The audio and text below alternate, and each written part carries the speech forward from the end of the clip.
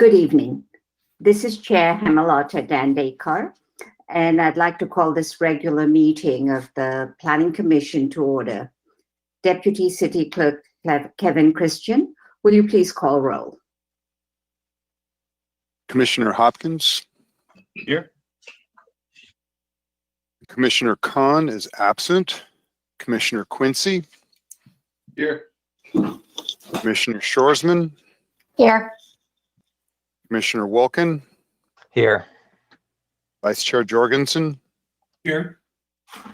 Chair Dandekar. Here. Thank you. Let the record reflect that commissioners are present through teleconferencing. I would like to remind my fellow commissioners and staff to help us reduce background noise by muting your phone or microphone unless you're speaking. May we have the Pledge of Allegiance?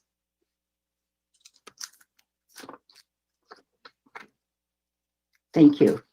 So, I pledge allegiance To the flag of the of the United United States of America and and to to the republic for which it as it stands, stands, one one nation, nation, under God, under God, indivisible, indivisible, with liberty and justice for all. Thank you. If the first item on our agenda is the meetings of the Planning Commission of October 14th, 2020. If anyone has comments on the minutes before us, please unmute your microphone and identify yourself.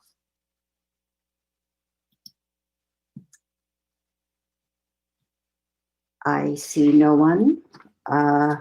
In which case, do I have a motion and a second to approve the minutes? Commissioner Shoresman here. I'll go ahead and move to approve the minutes. Thank you. Do we have a second? And I'm happy to second. Commissioner Hopkins seconds the minutes. Will the Deputy City Clerk please call the roll of the motion? Commissioner Shoresman. Yes. Commissioner Hopkins. Yes. Commissioner Quincy. Yes. Commissioner Wolkin. Yes. Vice Chair Jorgensen. Yes. Chair Dandekar. Yes, Motion passes. thank you.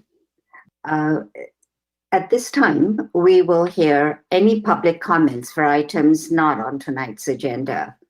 Items raised are generally referred to staff, and if action by the Commission is necessary, may be scheduled for a future meeting. As you can see on the screen, participants of the webinar may submit a question containing their name and the item number they wish to speak on. Once public comments for the item is opened, your microphone will be unmuted and you will have 3 minutes to speak. Deputy City Clerk, do we have any public comments for items not on the agenda? There are no comments for items not on the agenda. Thank you. Any court challenges to the action taken on public hearing items on this agenda may be limited to considering only those issues raised at the public hearing or in written correspondence delivered to the City of San Luis Obispo at or prior to the public hearing. If you wish to speak, please give your name and address for the record. Please limit your comments to 3 minutes. Consultant and project presentations are limited to 6 minutes. The second item on our agenda, which was a consideration of a case on 281 Broad Street, has, as recommended by staff, been continued to a date uncertain. Item number 3 on the agenda is a public hearing before us to review a project located at 1691 Frederick Street. This is a 2-story, 24,000 or so square foot residential care facility with 35 private rooms. The project is asking for a 20% parking reduction, a fence height exception, and an increase of the maximum floor area ratio to 0.5 of lot area. Uh, I'd like to ask each planning commissioner, starting with Vice Chair Jorgensen, for their ex parte disclosure of contact with anyone who's provided information to the Planning Commission not on the record, so that information that you may have gotten may be used as part of the decision-making process.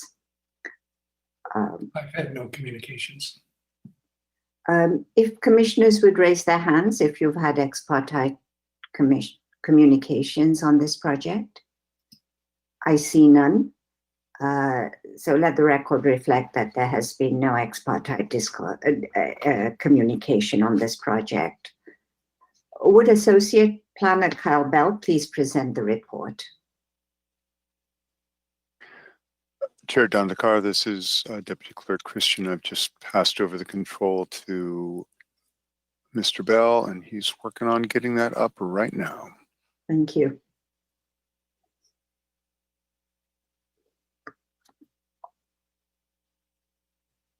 Okay, bear with me, please, while I try to make sure I get the right screens working. Okay.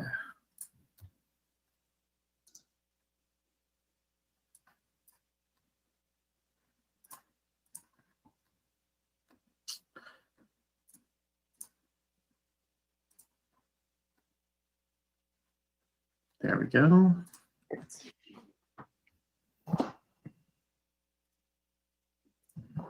All right, I think I got it all set up now. Looks good. Okay.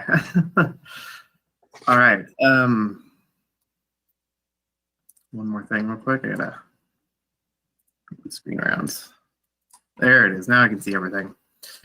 All right. Good evening. Tonight we'll be reviewing a two-story residential care facility consisting of 35 private rooms. The project includes a minor use permit for consideration of a residential care facility use within the low-density residential zone. Tonight's recommendation is to approve the project and adopt the draft resolution, subject to the findings and conditions for consistency with the general plan, community design guidelines, and zoning regulations. The project site is located along Frederick Street, mid-block between Grand Avenue and Albert Street intersections. As stated, the project site is located within the low-density residential zone. The project shares parking facilities with an existing religious facility known as Mount Carmel Lutheran Church and a daycare known as Love to Learn. Directly to the west of the project site shares a property line with another religious facility known as United Methodist Church. And to the north, the project site shares a property line with two single-family residences and a Jewish community center. And then along the south of the project site, we have the 101 southbound on-ramp.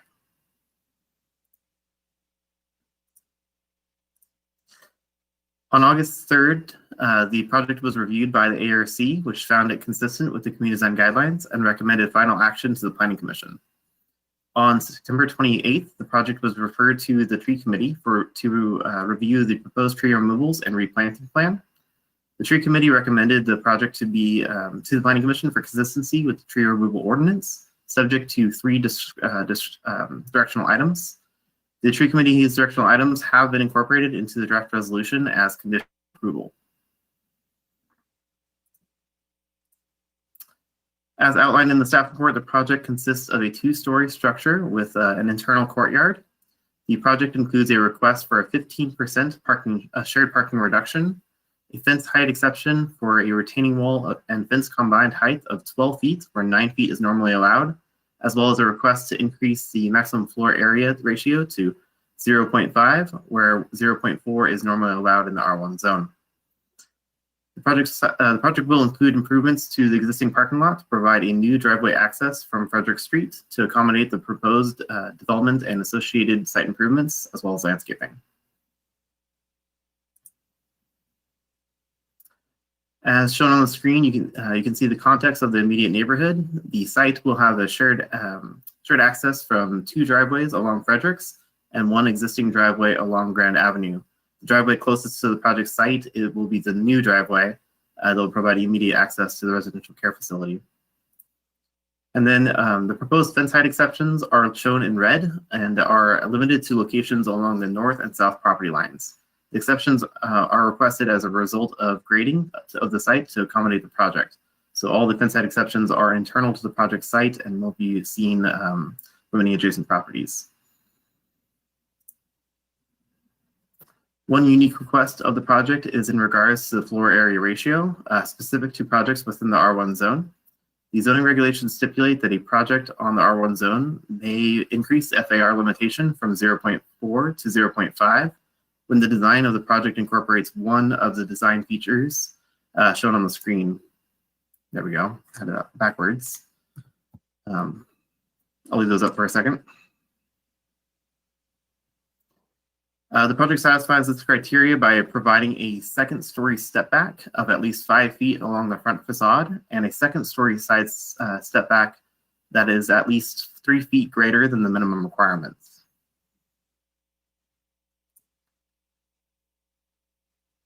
The final request of the application is for a vehicle shared parking reduction to reduce the required parking from 86 spaces to 73 parking spaces. Project has been designed to provide 73 parking spaces on site. The applicant has requested this reduction in conjunction with a parking demand study, which resulted in a peak parking demand of 62 spaces for all the shared uses of the parking facilities, such as the existing church and the daycare uses. The project qualifies for a 15% parking reduction because the zoning regulations stipulate that parking may be reduced for shared facilities where there's evidence that the peak hours of use will not overlap or coincide with the degree that parking demand for parking spaces from all uses will be greater than the total supply of spaces. Peak parking demand for all uses on the site requires 62 spaces, and the project provides a total of 73, above and beyond the requirements necessary for peak parking demand. And that actually concludes the staff's presentation. I'm available for any questions.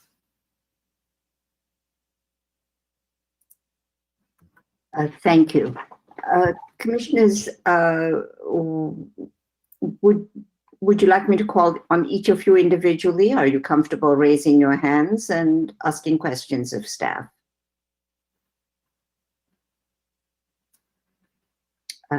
Could I just have a show of hands if you'd like to ask any questions of staff?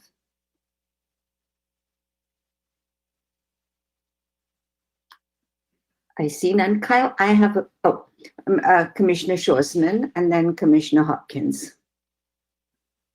Sorry about that. I was trying to give space for my fellow commissioners to ask questions first. I guess I have 2 questions. Along Frederick Street, I'm familiar with that area and familiar with the Mount Carmel property, but along Frederick Street, if I'm not mistaken, there is sidewalks on some stretches of Frederick Street and not on others. Where do the sidewalks end and begin in relation to this property? I'll see here. We can pull up Street View, and so we can all see it together. Let's see, I believe I'm sharing this screen. All right, can you see the Street View? Mm-hmm. So we can see the sidewalk all along here, down the stretch, past the Methodist Church, further down, and then it cuts off just down here, closer to Kentucky Street. So along the stretch, like for example, where this new driveway will be added, there is sidewalks there? That is correct. Okay. Here we go. There we go. So this existing driveway right here will be used as the driveway access to the residential care facility. So there won't be any new driveways along Fredericks. It'll just be expanding this existing one. And then towards Grand Avenue, is the nearest cross street Kentucky, or is it Grand Avenue? Grand Avenue is closer. And so there is sidewalks all the way down to Grand Avenue? Yes. Okay. And then because of the grading of the proposed building, in relation to the residents, the 2 residences and the community center that are nearby there, what will the height of the building be compared to those 2 residences? In other words, that fence height exception that's being asked for, will that fence be taller than the new building, shorter than the new building? Will they even see the new building beyond their fence line? The applicants actually have provided some graphics to depict this a little bit better in their presentation. So you'll see exactly where the fence will screen the different portions of the building. But if I had to give a general description of the height is just slightly taller than this existing 2-story structure in the back of this single-family residential property. So that should give you context for the maximum height of the structure all the way through. Okay, that's all my questions. Thank you. Commissioner Hopkins, did you have your hand up? I think my questions can be addressed during the applicant presentation, so I'm going to wait for that. Thank you. Thank you. Any other questions? Commissioner Wilkin? Yes, I have a question. Is this going to be an elder care facility? Yes, that is correct. And so there'll be 24-hour supervision, but not medical care. Is that correct? Yes, that is correct. I can have the applicant confirm that during their presentation. Okay, thank you. Commissioner Jorgensen, Commissioner Quincy, do you have questions? No, I see. I have 2 questions. One has to do with the issue of noise on the property, and if any sound studies were done. I was there a couple of times, and both times, one during the afternoon, one during the evening, and both times the noise from the freeway was quite considerable. I noticed that the building is much closer to the freeway. It's the freeway on-ramp than either the church or the daycare center. So I wanted to ask if anything was done to ascertain decibel levels and noise impacts on the residential areas of the building. Yes, we have the Lucy EIR identified the distances from the US 101 highway for different noise contours. And for this type of facility, it's allowed up to 70 decibels to be exposed. The project site is outside of the 70 decibel contour for the 101 freeway, if I have that right. Actually, I see, I don't have that one memorized, actually. I might have to pull that comment back, but we did evaluate the project in its location in consistency with the noise ordinance, and it was in compliance. A noise study was not triggered for this review. So just a matter of clarification, when they do these studies, does that include just the freeway, or does it also include on-ramps, and does that extend the range of the sound analysis that's done? So the Lucy IR, I'm not sure if it got that technical. It did identify the noise thresholds for different sections of the Highway 101. So it reviewed it from between, I believe this section was Grand Avenue in California. And so the collective noise thresholds were identified through that. So I believe it was a collective noise rather than specific to the on-ramps. And I've got the drawings for the building. And I see that the treatment to the facade that faces the on-ramp is the same. It has balconies and so on. Did the Architecture Review Committee ask for any more sound attenuation on the freeway facing side of the building?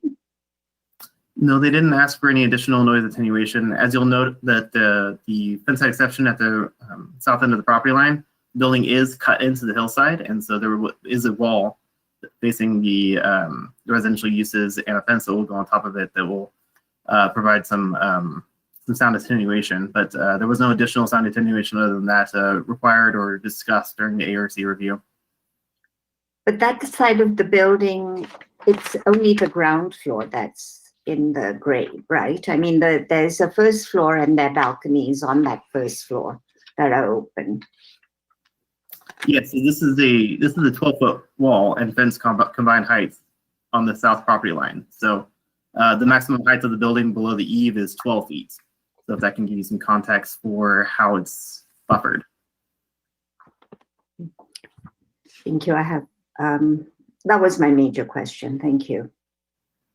So if there are no other questions of the staff, may we have the applicant presentation? Good evening. Nice to be here. I'm Tim Ronda with SE Architect and also one of the owners of the project. And I'll address the sound question at the end here. The other owners, architect Brian Starr and operator Arpad Show, are also here and will be available for questions. Excuse me, Mr. Wanda. Yeah. We're getting a feedback loop. Is there something? We're getting a feedback loop on your presentation. Where's it coming from? Mic off or something and see if we can still hear you.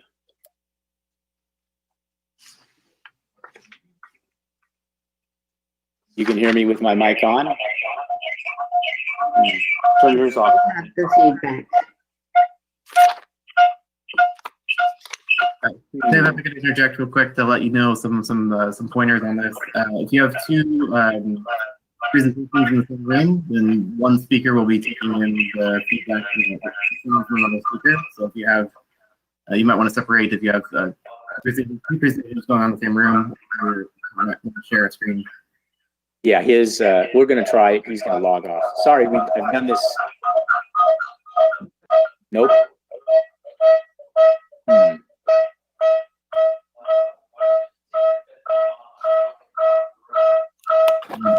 The second tip I would give would be that. Is that any better? Try it again. Is that any better? Yes. Can you hear me? I'm still getting feedback. I don't know about other people. All right. One additional tip is that if you have your second monitor using sound rather than your laptop or other system, you have two separate systems for your screens, and you might want to just say that again. I have it. put that on screen. Say that again, Kyle. So sometimes if you're working from like a laptop and has it down, and your second monitor has a different speaker, then your laptop will be picking up your sound. No, I haven't had this problem. I think I will just speak softer and see how I we think do. you have it fixed now. I'm not hearing anything. Okay. Yeah, I'm sorry. I haven't had this problem before. Anyway, my name is Tim Ronda, one of the owners. As Kyle mentioned, the project is a 35-room residential care facility for the elderly, an R1 zoned infill lot. The project will help to fill the need for elder care on the Central Coast. The building site is an empty lot owned by the Mount Carmel Lutheran Church, bordered by 101 freeway on-ramp to the south, Methodist Church to the west, and on the north, 2 single-family residences and a Jewish community center. The project design was, as you know, recently reviewed by the ARC, receiving a unanimous recommendation for approval, with one member stating that the project checked all the boxes. Tonight, we were hoping that you will agree with that.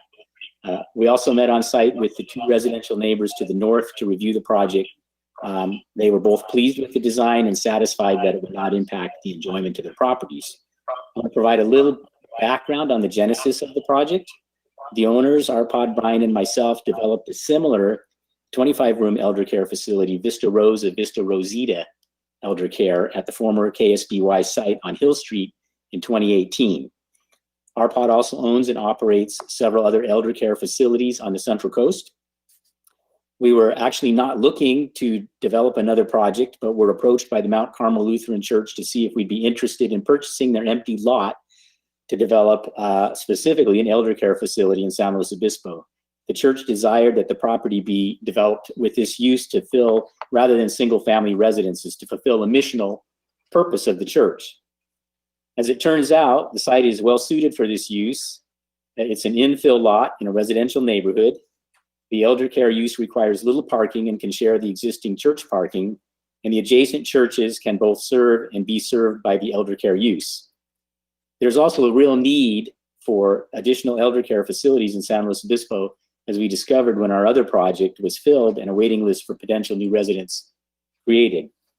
So Kyle, if you can turn to sheet A1. I have to remember to have you switch the pages here. Thank you. As you can see, the relationship of the project, or here in this exhibit, to the two adjacent residences and the Jewish Community Center on the north side of the yellow footprint there. Later in this presentation, I'll address the question about the views toward the project from the residences.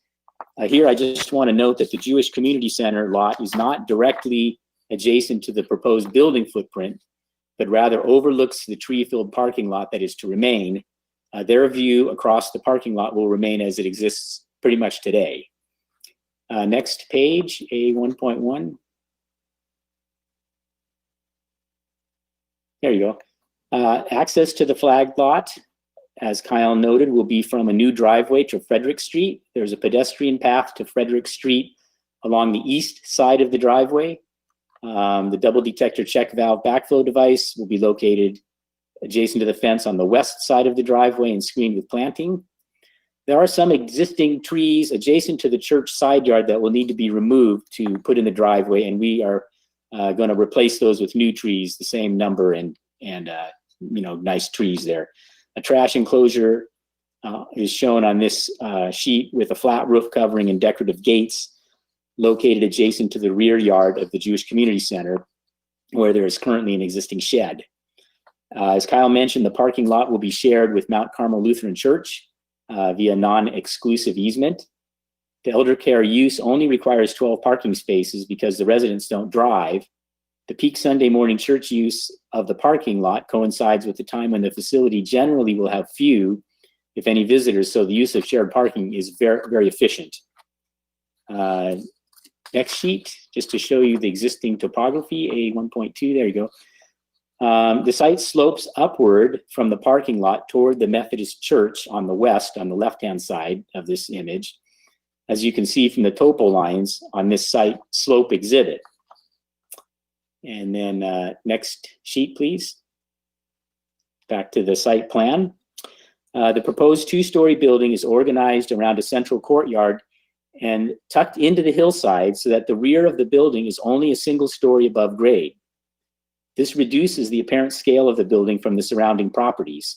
In fact, the building will not be visible from Frederick Street, as I'll show in later exhibits. The courtyard with fireplace and fountain allows residents access to an exterior space that is also secure and screened from freeway noise. I do want to respond to a comment that we received yesterday asking about whether the courtyard could be opened on one side. Given the site and programming constraints, that will not be possible. The areas in yellow on this plan are common spaces, including dining, living areas, and administration, and the blue areas are the resident rooms. There needs to be direct access between the resident rooms and common areas, and the circulation does not work if the courtyard is open on one side. You'd have to go outside or go completely around the sea to get to the other side of the building. The residents also can circumnavigate the entire floor for exercise inside the building, and the courtyard also provides a secure outdoor space for memory care residents. Next slide. And just quickly, that's the first floor plan, showing again in blue are the rooms and yellow are the common and support spaces, the dining room and the living room out in front. And the next slide. That's the second floor plan. It stacks on top of it. You can see the interior courtyard. And then the next slide. Okay, this shows the front and rear elevations. As you can see, the rear elevation is only a single story. And if you look off to the left, you can see the height of the adjacent grade in gray there relative to the building. So it is really tucked into the hillside. And I have some other exhibits to help explain that. The building design is a contemporary prairie style with low sloped roofs and deep overhangs. The well-fenestrated common spaces have projecting planters in front of the windows with a wood veneer finish. The smooth stucco exterior finish will be painted with a warm brick brown color with accent and trim colors as shown on the color board. The windows will be burnished slate colored aluminum storefront in the common spaces and aluminum clad wood in the resident rooms. The second floor opera balconies on the freeway side will be painted steel to match the windows. And those balconies are really only a foot deep. They're opera balconies to allow for a taller window on that side for views. The next elevation, please, or next sheet. Okay, the top elevation shows the facade facing the freeway on-ramp. You can see dashed below grade how the building continues to extend below grade, below the grade of the property line and the side yard there. The bottom elevation shows the full extent of the facade facing the north side yard, but will not be visible as shown because the building is set into the slope and the adjacent grade and fencing is much higher. The top of the property line fence and wall is shown dashed with a light mask below to show how this screens the building facade from the adjacent residences. So the next slide, I think, and oh, if you look at the right there too, you can see how the site steps up to the Methodist Church parking lot on the right. We're well below the Methodist Church parking lot. Okay, the next screen picture, please. Okay, we're going to talk about this just a little bit. So here's an exhibit showing the profile view of this north building facade from the adjacent residences. If you're at the adjacent residence and looking at the project, this is what it would look like. The photographs above show the existing mirror image view toward the residence for reference. You can see the profile of the existing two-story residential building in the photo and in the view exhibit just for reference. You know, in the top images, you're looking toward the residences to the north, and on the bottom exhibit, you are at the residences' backyards looking toward the building. The new building is set back 14 feet from the property line, which is actually 4 feet further than required. The views from and to the adjacent residential properties are screened with fencing and with planting as shown. We agreed to add one additional tree specifically to screen views from the one window in this elevation, not already screened as requested by one of the residential neighbors. Yesterday, we received a comment about this north building elevation, asking whether it should have some offsets to break up the mass, since it is a long facade. As you can see from this image, the building will be barely visible from the neighboring residences because it is set into the grade. It's 14 feet from the property line, 4 feet further than required, and is screened with fencing and planting as already noted. On the right-hand side, actually, the eave of the building is lower than the 6-foot-high fence line, and the roof slopes away from the fence line. For comparison, if we go to the next image, this was just a context image we created, not what we're proposing. But anyway, we created this image to show what the profile would look like if the site was developed with separate buildings, each building meeting the 25-foot height limit and setback, it could be set back only 7 to 10 feet. As you can see, the proposed design is much less impactful, even though it is a single long facade rather than two buildings. When we studied this elevation during the design process, we considered adding some 1-foot roofed pop-outs organized around the windows to break up the facade. We played with it a little bit, but eventually we decided not to do this when we realized that it would not really be visible from the adjacent properties, or even when looking down the side yard because of the existing and proposed trees in the 14-foot side yard. Again, I want to emphasize we did meet with the neighbors and received a positive response regarding views toward the project from their properties. Because the proposed project is not front on a public street and the screened views of the north facade from the adjacent residential properties are not inconsistent with the height and scale of buildings in the existing neighborhood, we agree with the ARC finding that the project as designed is consistent with the community design guidelines. Next slide.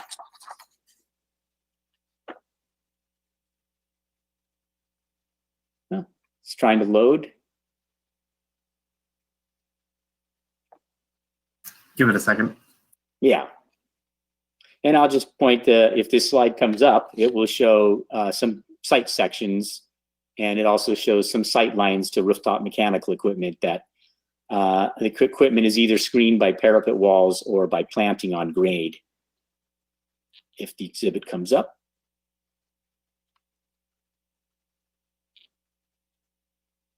I have just 2 more exhibits and then we'll wrap it up.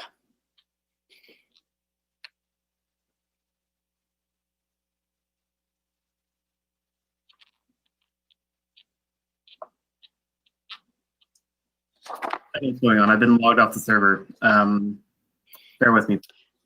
Yeah, while we're waiting, I'll address the question about the noise.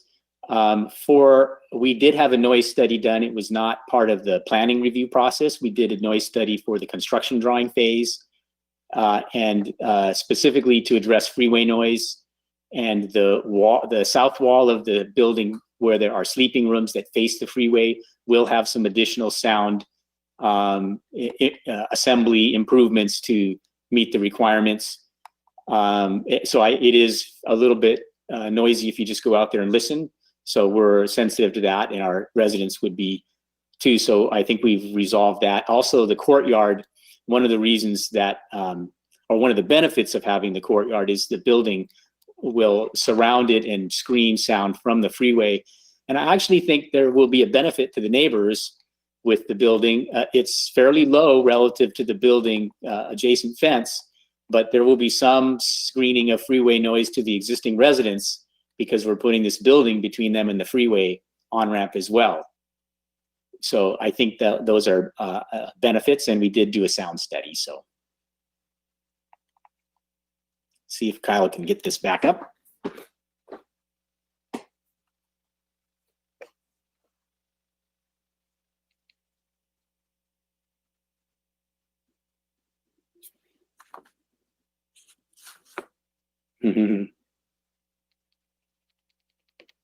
It'll work.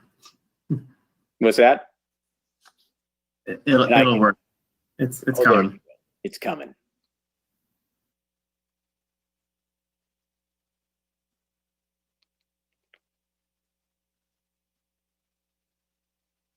Back 2 slides backwards and we'll be there. Oh, stop right there. Yeah, as I said, this shows some site section in the building mechanical equipment and a lot of little mini sections to show fences and retaining walls. Basically, the fence height around the perimeter of the building has not changed at all. We just set this building into the grade and had to build below the existing fence heights, and that increased the wall height interior to the property a little bit. So we really did our best to tuck this into the hillside there. And I think it's consistent with the scale when it's tucked in with everything else near it. The next image, please.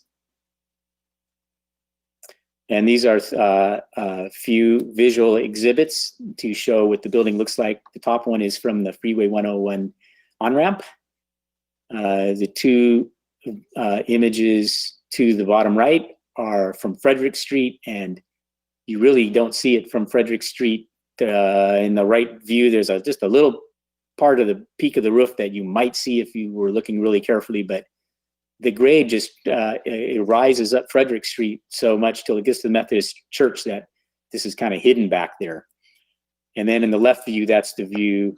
It's very small in this image, but you would obviously look up the driveway access from Frederick Street and see it back there behind the, there you go, behind the Mount Carmel Lutheran Church. The next sheet, the last sheet, is the landscape plan. So we went to the tree committee and they asked us to change out some of the trees.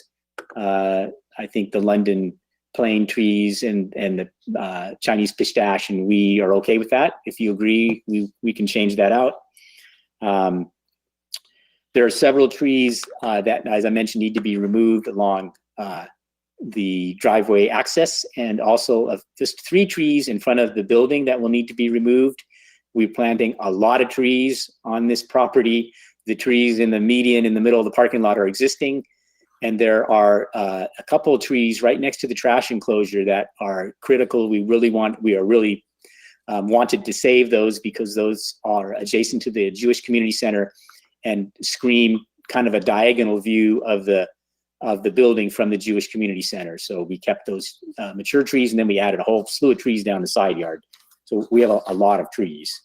We will be processing a separate sign permit for a monument sign located next to the access drive on Frederick Street. And I think that's what I have. Those are project highlights. Happy to answer any questions that you might have. That's it for our presentation. Thank you very much, Mr. Ronda. Thank you. Chair Dandekar, this is Deputy Clerk Christian. I just wanted to let the applicant know that I actually muted RPAD's mic. It was causing the feedback we were getting. So I just wanted to make sure that if he had the desire to speak, that he is able to do that. I think that I'm just going to ask right now that the applicants turn their mics off so that when Sure. somebody jumps in, we don't have the back and forth echo. Thank you for resolving that. Appreciate it. Thank you, Kevin. Commissioners, do you have questions of the applicant? Yes, Commissioner Hopkins.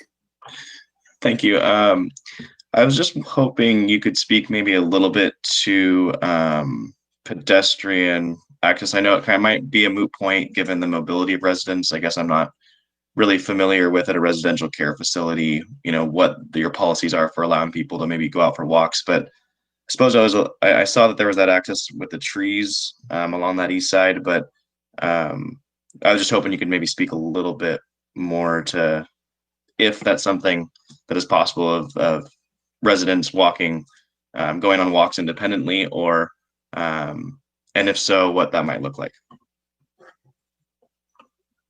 Sure. So residents would not be going on walks independently, but they can go on walks outside the facility depending on the level of their care needed. So there would be a range of care needed. So 24-hour residential care is short of 24-hour medical care, but they do everything. They would bathe you if you need it. They'll feed you food. They will monitor your medications and keep them and store them. Your physician and your nurses will come visit you and attend to you in the facility. So, but 24-hour residential care also would include memory care. And so there is some desire to have security and not have, you don't want any residents that maybe have a mental disability to escape from the facility. That's an important thing for licensing. You have to have alarms and secure. So we wouldn't want anybody to escape, but you could escort someone, and there is a disabled, this is actually building code requirement, an egress path across the parking lot and along the access drive to Frederick Street that is ADA accessible, wheelchair accessible. Now, when you get to Frederick Street, there is a little slope there we can't really do anything about. And, but you get to the public street at that point in time where there's a sidewalk. And yeah. And then this is really our access is this to Frederick Street. The driveway, I didn't mention, that continues down through the church property and the Love to Learn preschool property. That is just for emergency egress as needed, but that's not where the traffic will be arriving. Does that answer your question? Yeah, thank you. I wasn't no sure if maybe there was a handful of residents that might have the ability to have that kind of pedestrian access, but you answered my question. Thank you.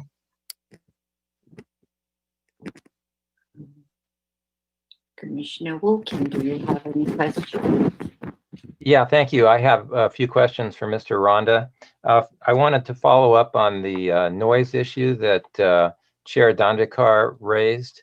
So for the residences that are on the freeway side of the building, are there any outdoor areas such as balconies or terraces that would be exposed to freeway noise, which would not be blocked by a wall? For example, on the second story balcony or a first story terrace, and how would noise be mitigated for any outdoor areas on that side of the building?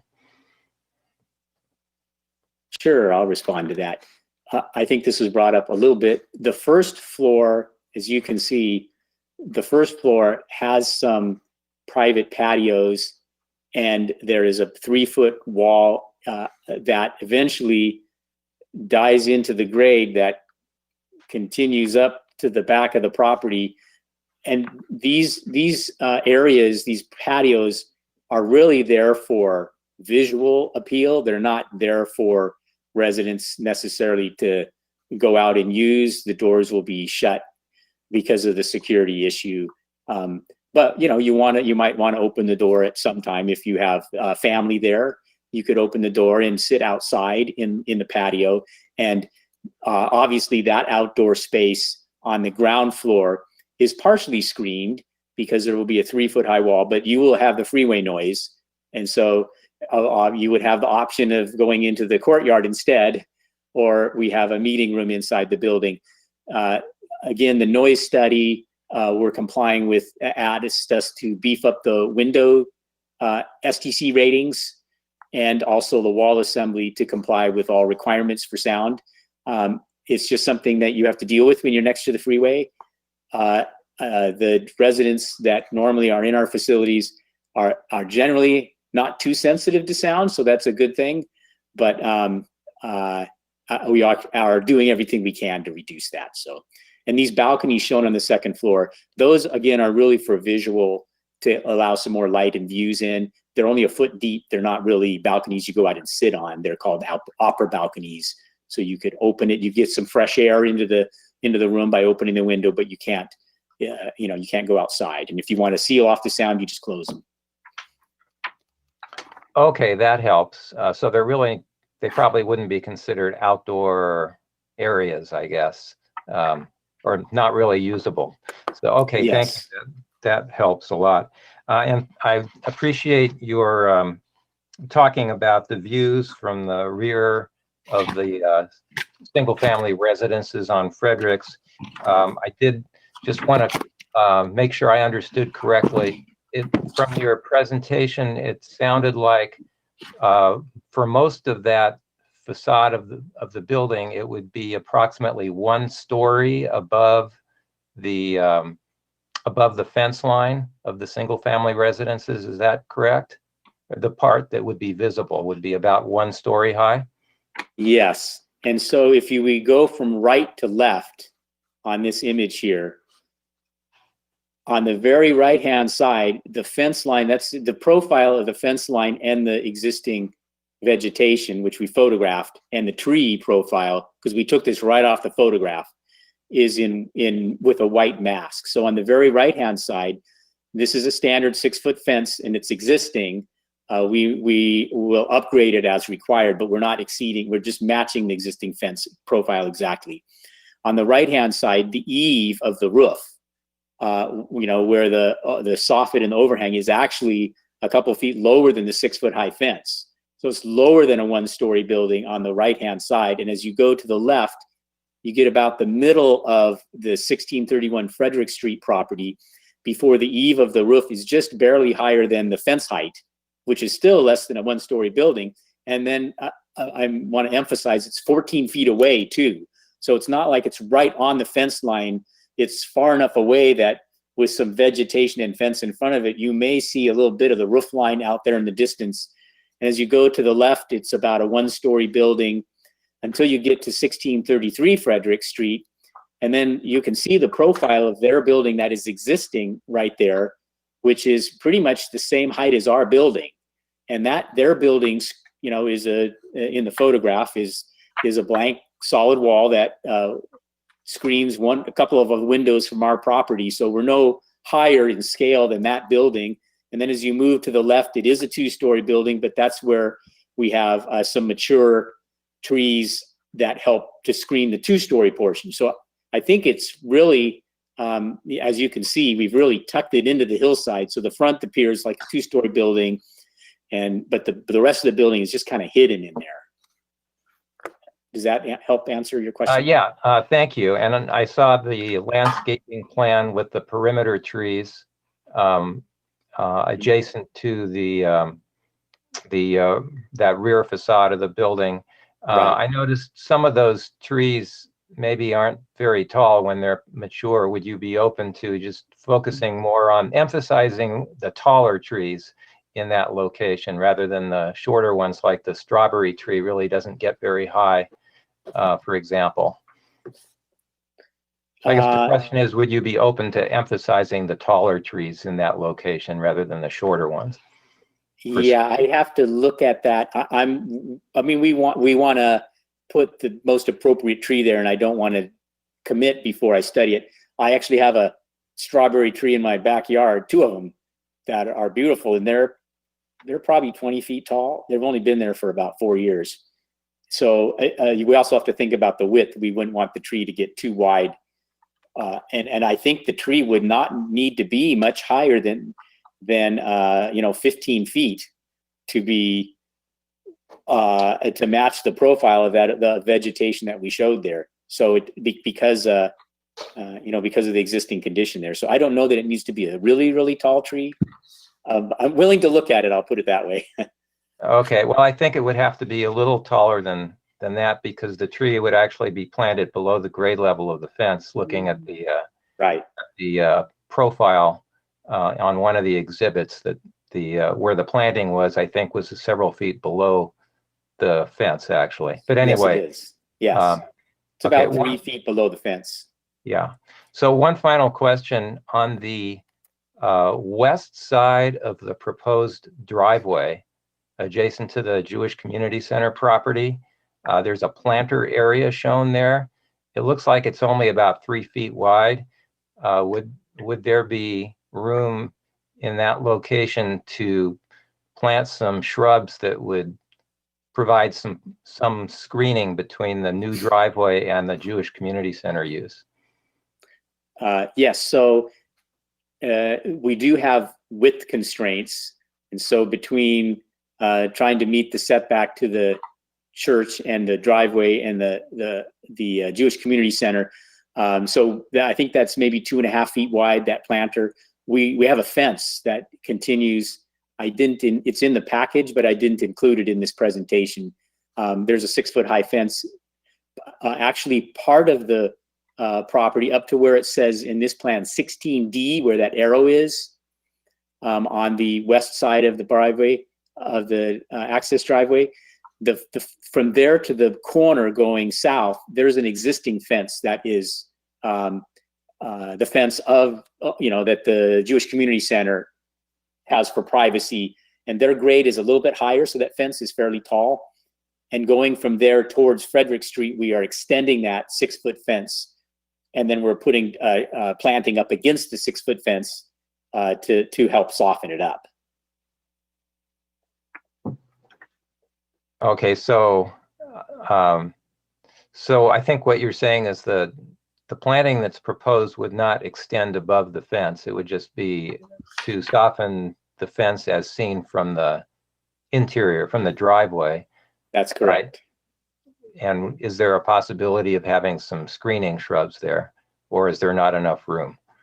I don't think there's enough room in width, because if you're doing something, you have a 6-foot high fence and you have a 30-inch planter, it would have to be very skinny and tall.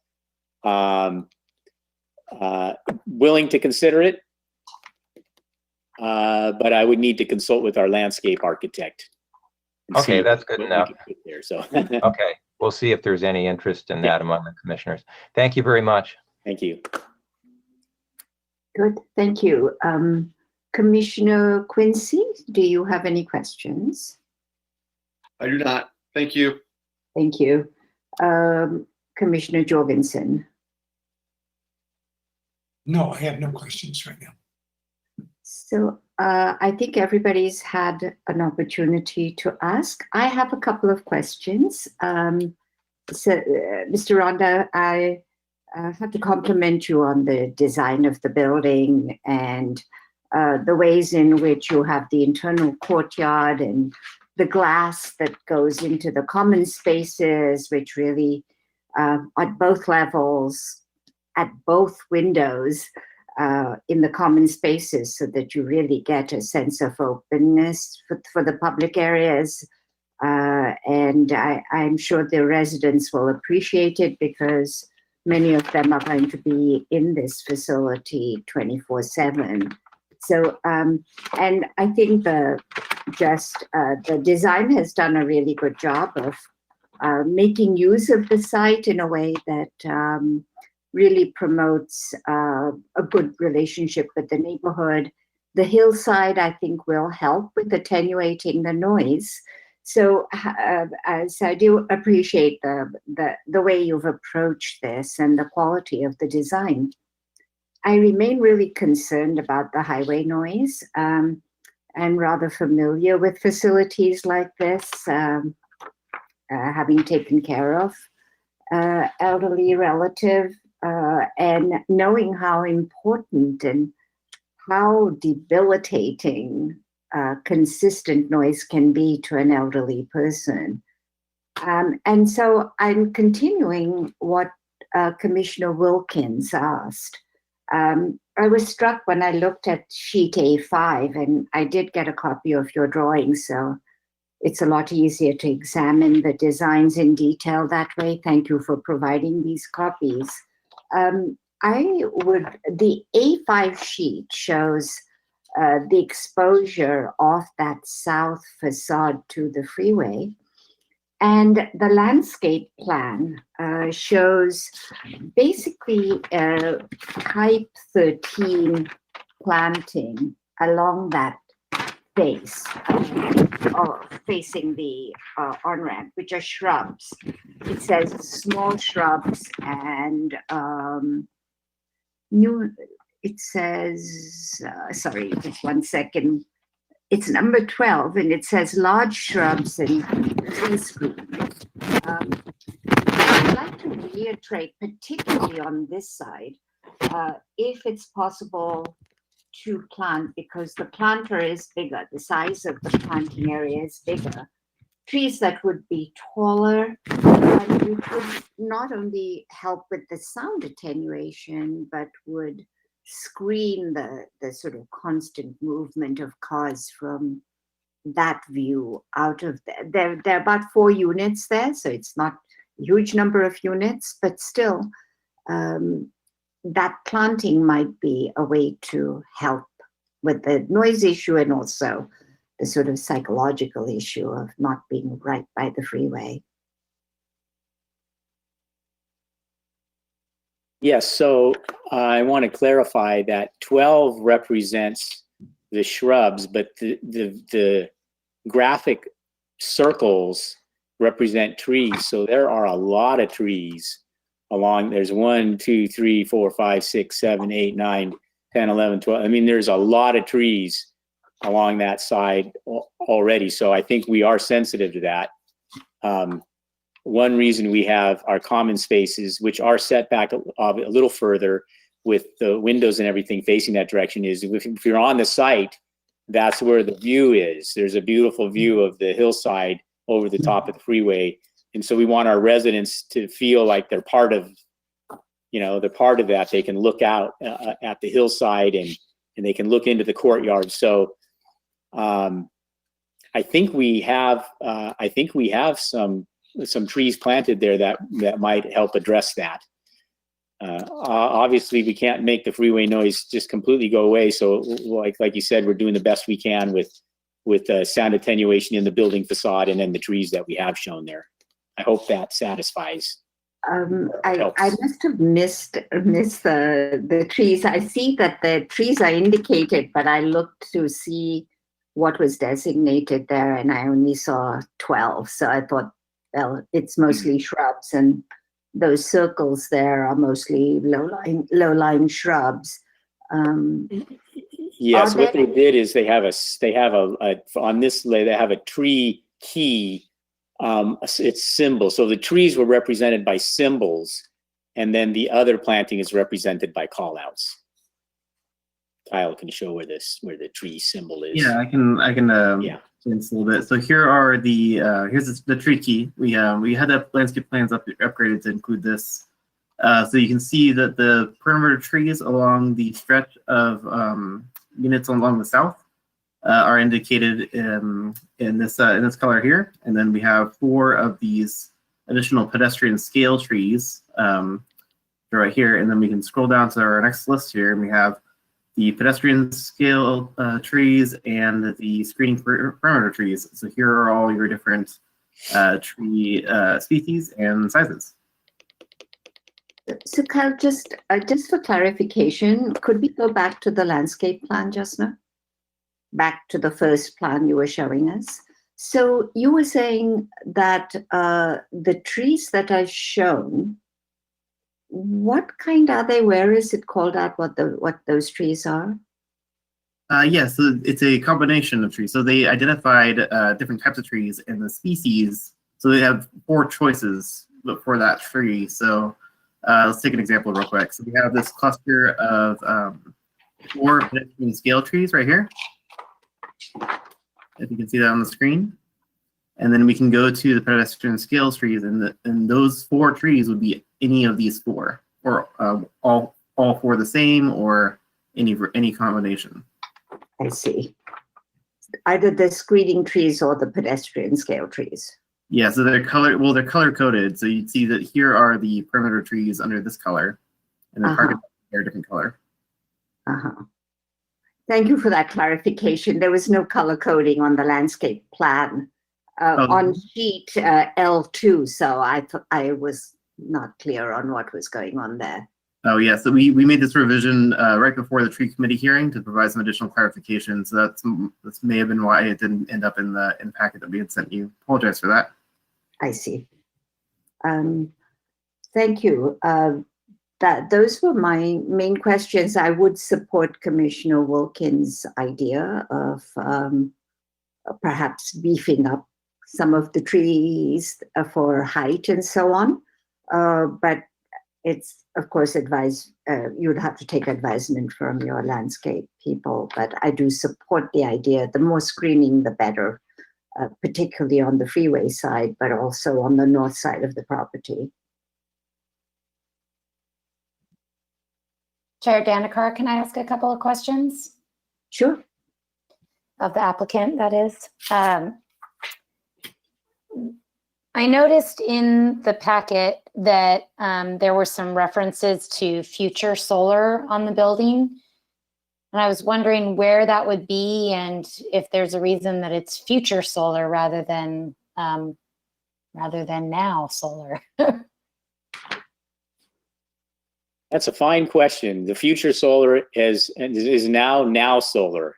Okay. So we proceeded with the further construction drawing development and code research, and we're going to put it up there. So it's not future, it will be on the building. And we've shown some rectangles.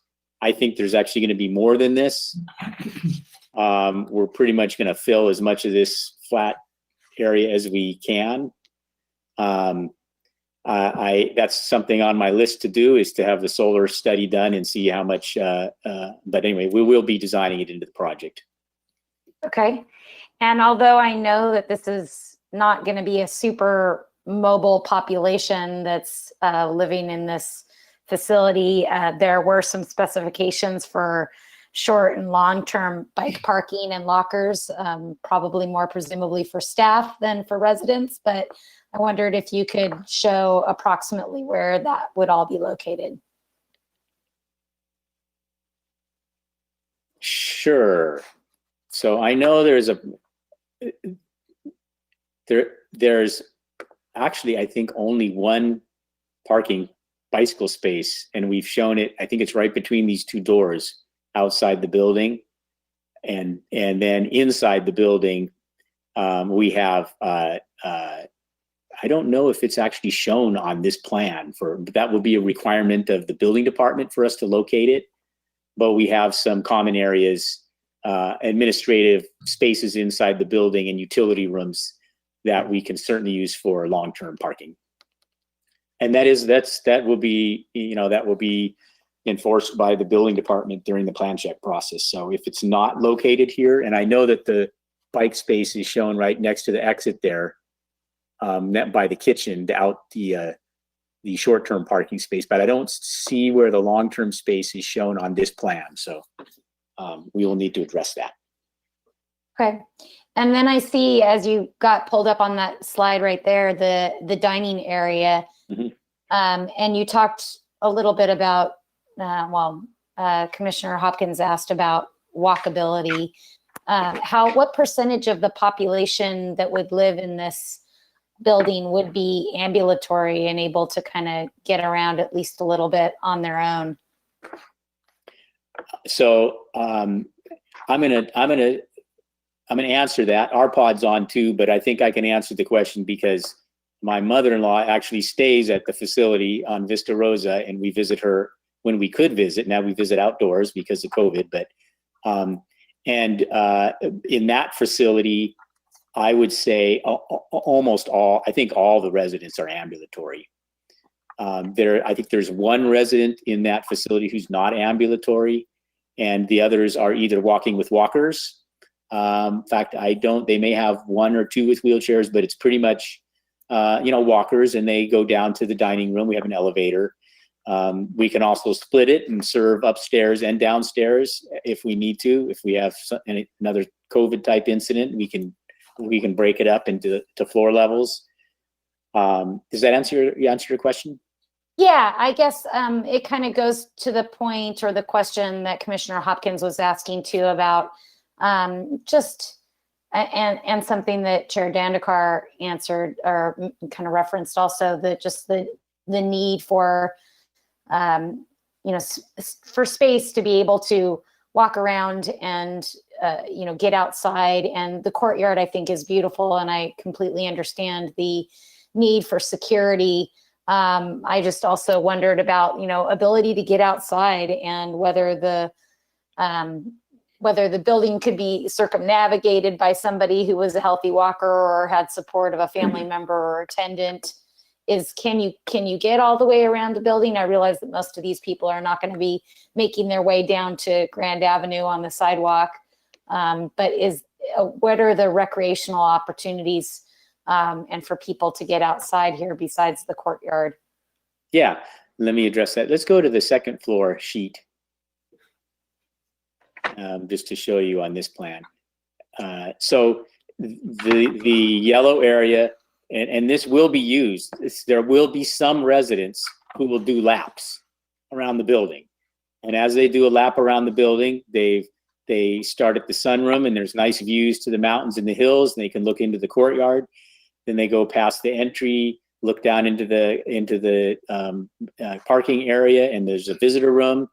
Then they walk around the corner, and they have a view directly outside to this second little very private little outdoor patio, which is a different scale than the courtyard. It's a smaller patio that you could meet with your family members and be outside, and it's kind of on that circumnavigatable path.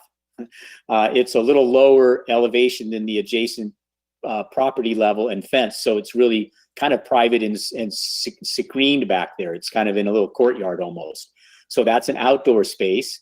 And then as you work your way around, then you come down to the salon here where you can get your hair done, and there's glass windows looking outside to the hillside and planting there, and that light spills into the corridor areas way. So there's things that you can. It's as you walk around the corner, you can look down into the courtyard. So from the patient or the resident experience, I think there's a lot of interesting things on your path around the building that you can experience, which is why we kind of designed it this way. There's a lot of reasons for it. That's just one of the benefits of it. So yes, some of the residents will do laps for exercise. You're talking about inside the building, though, technically, Inside not the building, outside yes. the building. Yeah, you can't do laps. You could do a lap outside the building because the outside of the building also has a pathway all the way around it, but there's a lot of stairs. So that would be probably, I don't know if there would be many residents that would navigate those stairs.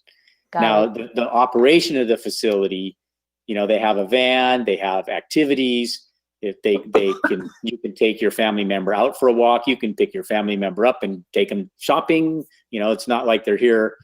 Other than the COVID, that was a lot more frequent when family members would come and pick up their loved ones, family members, and go shopping. We go out to lunch on Sunday or something. And other than that, the facility has its own activity plan, and they take people on and put them in the van, and they go out on outings and that sort of thing. So that's more of the operational side of it, though.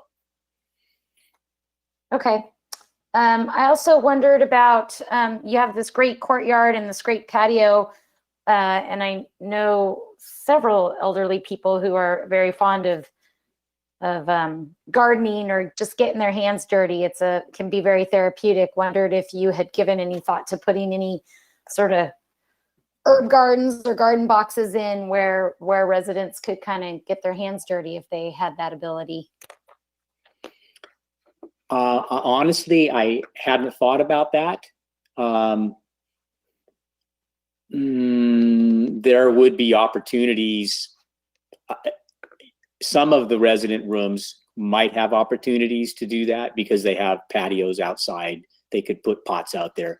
But from what that would be more of an operational thing too, that I would rather have ARPA addressed. If it was important to be addressed, he may be on, but so no, we haven't planned for that. You know, obviously we have maintenance of all the landscaped areas, so it's well maintained and you know, for view and that sort of thing, but not for activity at this time. Okay, just something to think about more than anything else. It's that's a good operational tip that ARPA's on listening. You know, he has an opinion, but he really takes care of his residents. So if he's not doing that, he may think about it. That's really all I have. Thank you. Thank you. Thank you. I think everybody has had a chance. Oh, Commissioner Jorgensen. Thank you. I just wanted to weigh in just real quickly on the landscaping by the freeway. I think the concerns are real. It's just a matter of, I'm not sure how much we can micromanage to make all this work. It seems to me that the thickness of the shrubbery and trees is probably more important than the height. In terms of how it attenuates any of the sound, some of the sound from the freeway. And it sounds like there's competing values, and I don't want to see them lost in the views of the hills from both the first and the second story. And really the kind of plant palette here, I think, is actually very intriguing. I noticed there's nothing deciduous. There's a picture I can see now that I'm looking at it of an olive that's a lot thicker than any olive I've been ever able to grow. That was the only one I thought was kind of thin. But, and you could add toyons, you could add a number of things that actually come across pretty thickly, but I'm just not sure that we should push too hard on height per se. It's true that the second story residents may, if the trees aren't 20 or 25 feet high, are going to see a little freeway, but they'll still get to see the hills. And I think that's actually a really valuable thing. So I just feel like we shouldn't push so hard. This looks like a pretty thick layering of trees and shrubs, and it may work out pretty well. So I appreciate the concern. I'm just not quite convinced that really big trees are necessarily going to attenuate more sound. Thank you.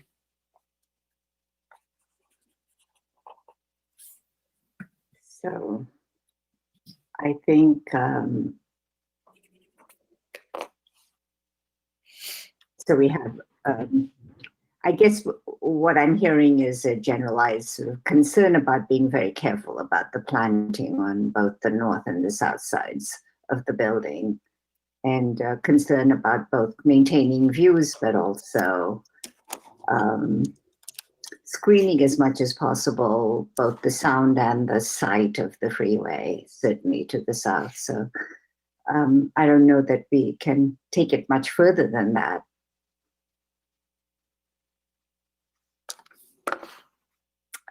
If there are no more questions of the applicant or no more remarks to the applicant, are there any more? I don't see anybody. Thank you very much, Mr. Ronda. I would like to bring this discussion back to commission and ask Deputy City Clerk if we have any public comments on this item for our consideration. We don't have any raised hands at this moment. Arpad actually raised his hand during just the last portion of Mr. Ronda's presentation, but his mic now is no longer active. I've sent him a message to see if he had been desiring to speak. So maybe we can just give that a moment. Yeah.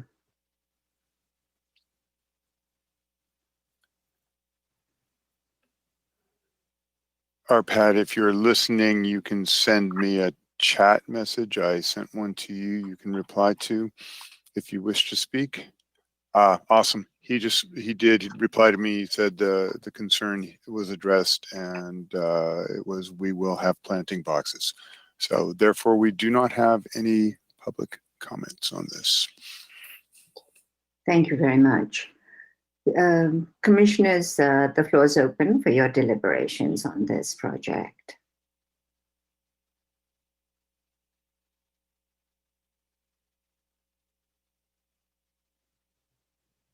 Yes, Commissioner Quincy.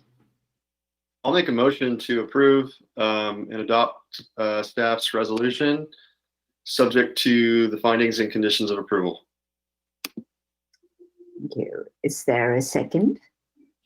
Commissioner Shorsman seconds. So the motion is made by Commissioner Quincy, seconded by Commissioner Shorsman. Comments, discussion on the motion? This is Commissioner Wilkin. I have some comments to make. Thank you. You know, I support the project, and I think the location is appropriate given the adjacency to the two church uses and the preschool, and I think as far as the shared parking reduction, it makes sense, and also seems to be supported by the parking demand study that was done. And the floor area ratio increase from 0.4 to 0.5 seems justified based on the increased setbacks and step backs of the second floor. Also, the fence height exception seems justified by the topography of the site.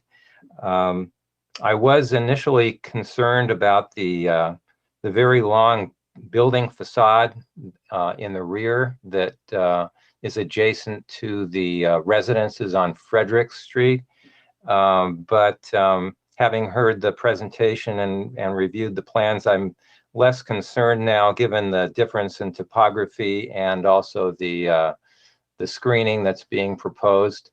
I was initially thinking about some breaking up the facade of the building, and the applicant mentioned that they had considered that as well. But I think with the grade difference and the fact that for a good portion of the facade, it's going to only be have the appearance of a one-story building. I think that satisfies my concerns about the mass and the mass and the scale of that portion of the building. Let's see, as far as the landscaping, I just did want to mention that having had quite a bit of experience in noise mitigation, reviewing noise studies, and helping with the county's noise ordinance and noise element of the general plan, I can say that landscaping in general really does not reduce noise levels. You'd have to have maybe a 3-foot thick forest of tree stumps to measurably reduce noise. So it's probably more of a psychological thing, which can be positive. But in general, landscaping does not reduce noise levels. But having said that, I would just make one suggestion on the landscaping to help screen the rear of the building from the residences on Frederick Street. And I think this could be a simple addition to one of the conditions on landscaping. And I'd like to see if other commissioners agree with this. It would be a simple sentence that says, select tree species to maximize screening from the rear yards of the residences on Frederick Street. So just emphasizing the taller trees in that location to maximize screening, and then that would be up to the planning director to approve the final landscaping plan. I think that's the normal procedure anyway. So that would be my suggestion. And I think my concerns have been satisfied, and I think the design satisfies all the general plan policies, community development, design guideline policies, and zoning regulations. Thank you. Are there other comments on this matter? Commissioner Shorsman? I would support Commissioner Wilkins' proposed added sentence. I think the intent is there. I think it just even listening to what the applicant said about his discussions with the neighbors and his seemingly cooperative approach to, adding a couple of trees when that interest was expressed. So I think the intent is there. I think Commissioner Wilkins' proposal just sort of codifies that desire to provide enough screening between the residences and the building, the new building itself, which I think the new building itself is really well designed. I agree with a lot of your comments on that. It seems like a great use of a really small space that otherwise I'm not really sure what you would do with that piece of property there that's kind of nestled between the freeway and some parking lots and churches and such. So, but I would support Commissioner Wilkins' suggestion. Would Commissioner Wilkin I'm sorry, Commissioner Jorgensen, I just wanted to add to this.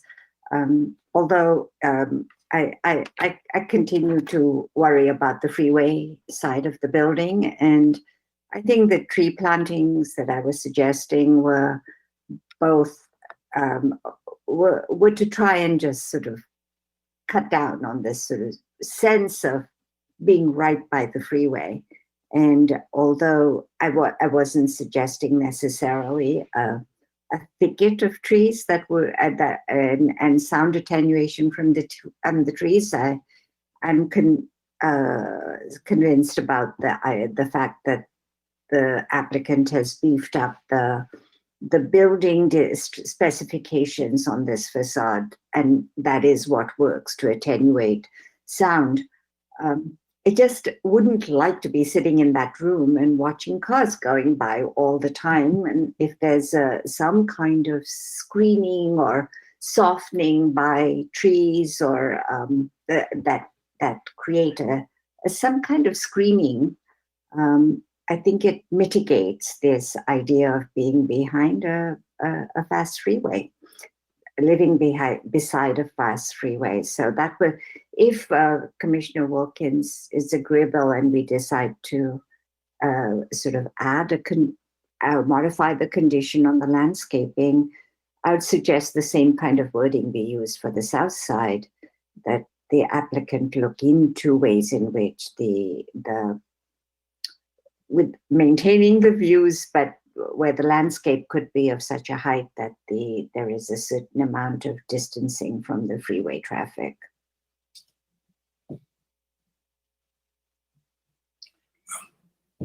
Commissioner Jorgensen. Well, I support your view as well as Commissioner Wilkins. I think they're both compatible, and I think it avoids trying to be too specific about the exact height of trees and whatever.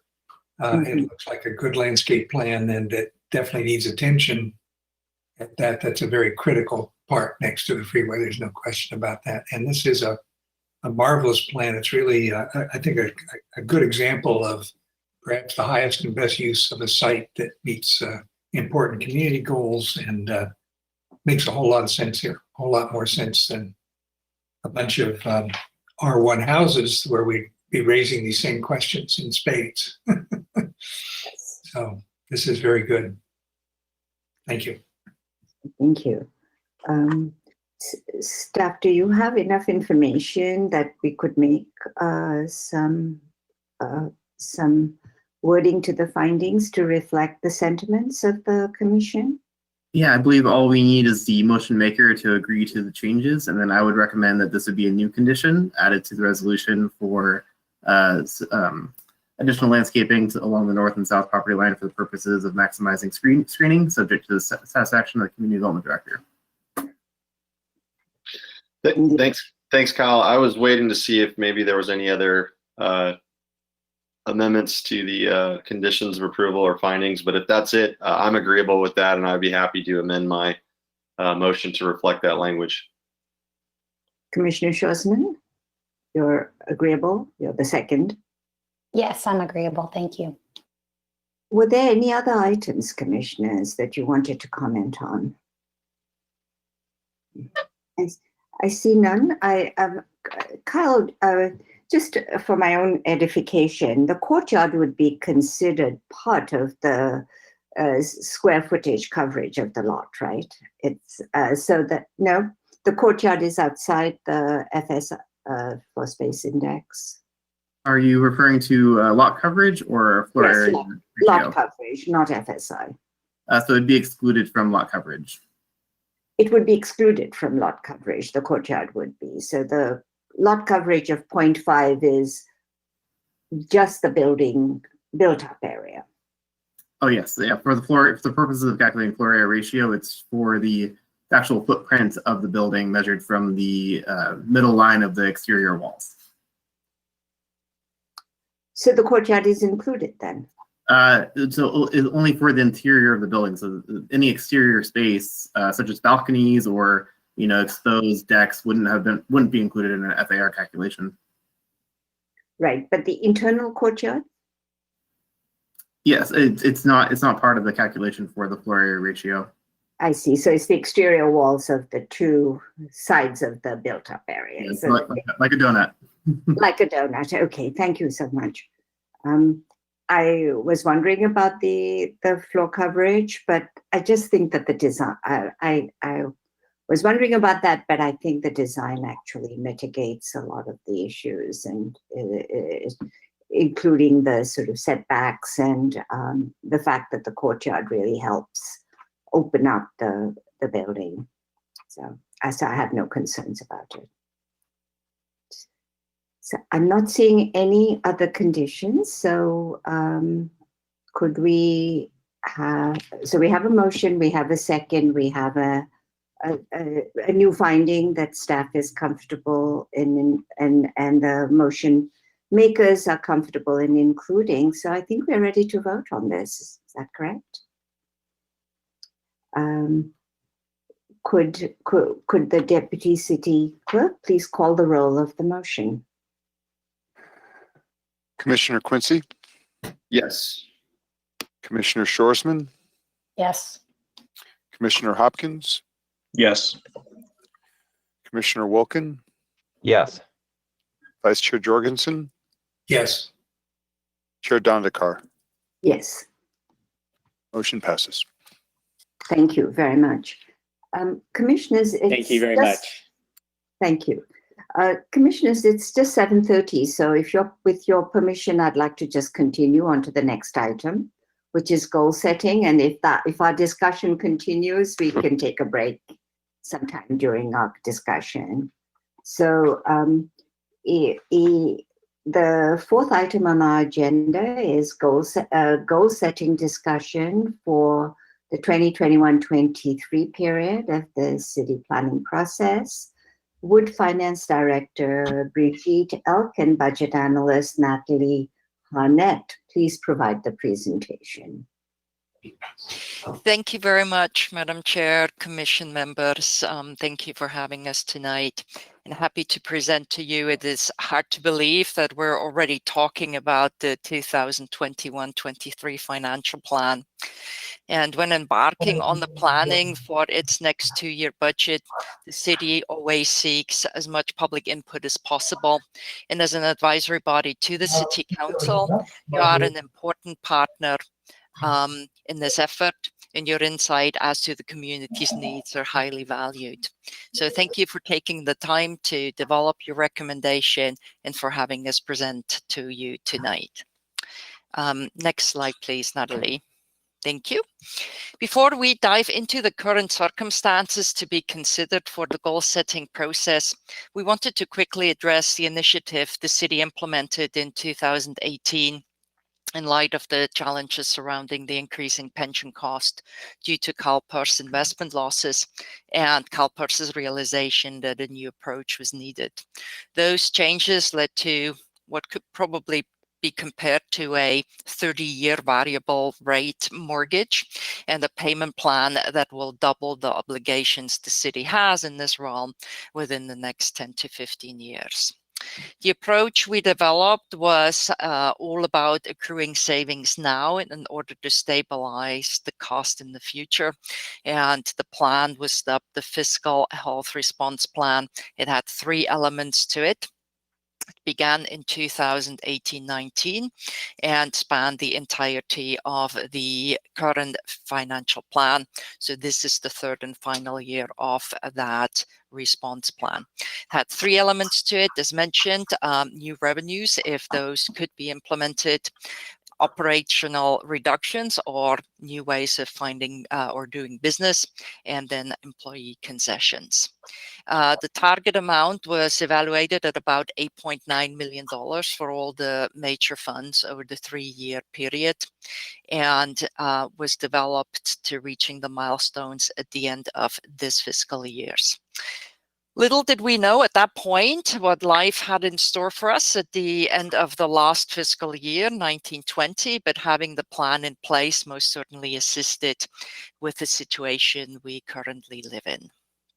Next slide, please.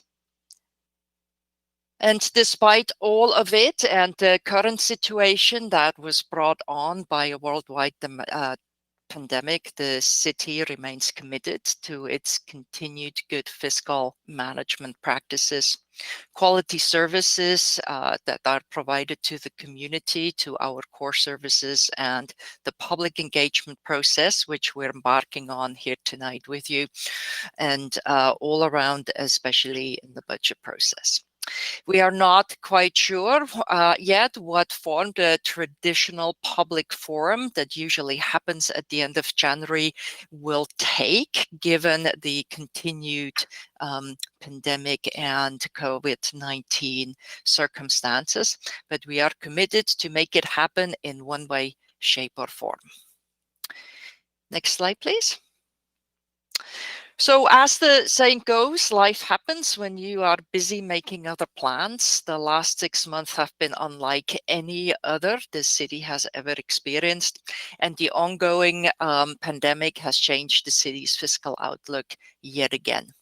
We therefore ask you to consider these items when you are providing your goal-setting input and your goals for the community. Changes in the economic conditions. We had seen a very long economic growth before the pandemic hit. And once it hit, it felt like falling off a cliff, especially as it pertains to most of our major revenue sources. The pending Diablo closure, that closure is still going ahead and is actually happening in a few years from now. Further CalPERS adjustments, as I mentioned, the Fiscal Health Response Plan was based on the increases that CalPERS asked from all its 3,000 member agencies, but it has not been reaching its 7% rate of return over the last couple of years.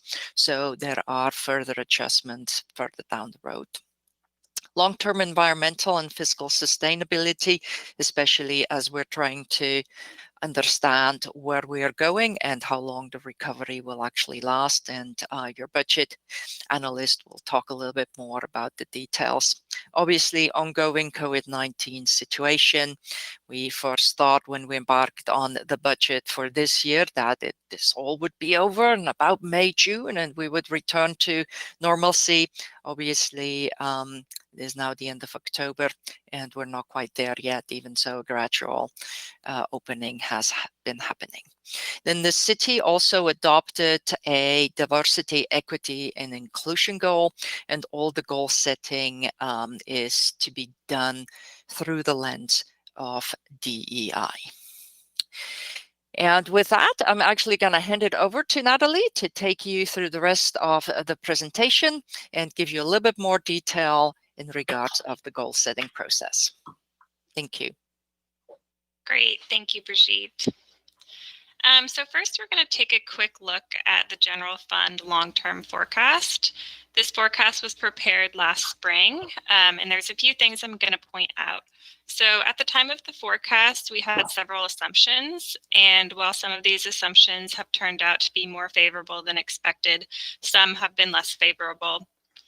On the upside, the economy did have a quicker bounce back from the initial shutdown than most economists predicted, particularly in consumer spending, which subsequently means sales tax revenue for the city. The downside is that some of this activity was fueled by the economic stimulus, and we just don't know at this point if those trends will continue. We also expect a lot of the economic shock to lag quite a bit from the initial shutdown.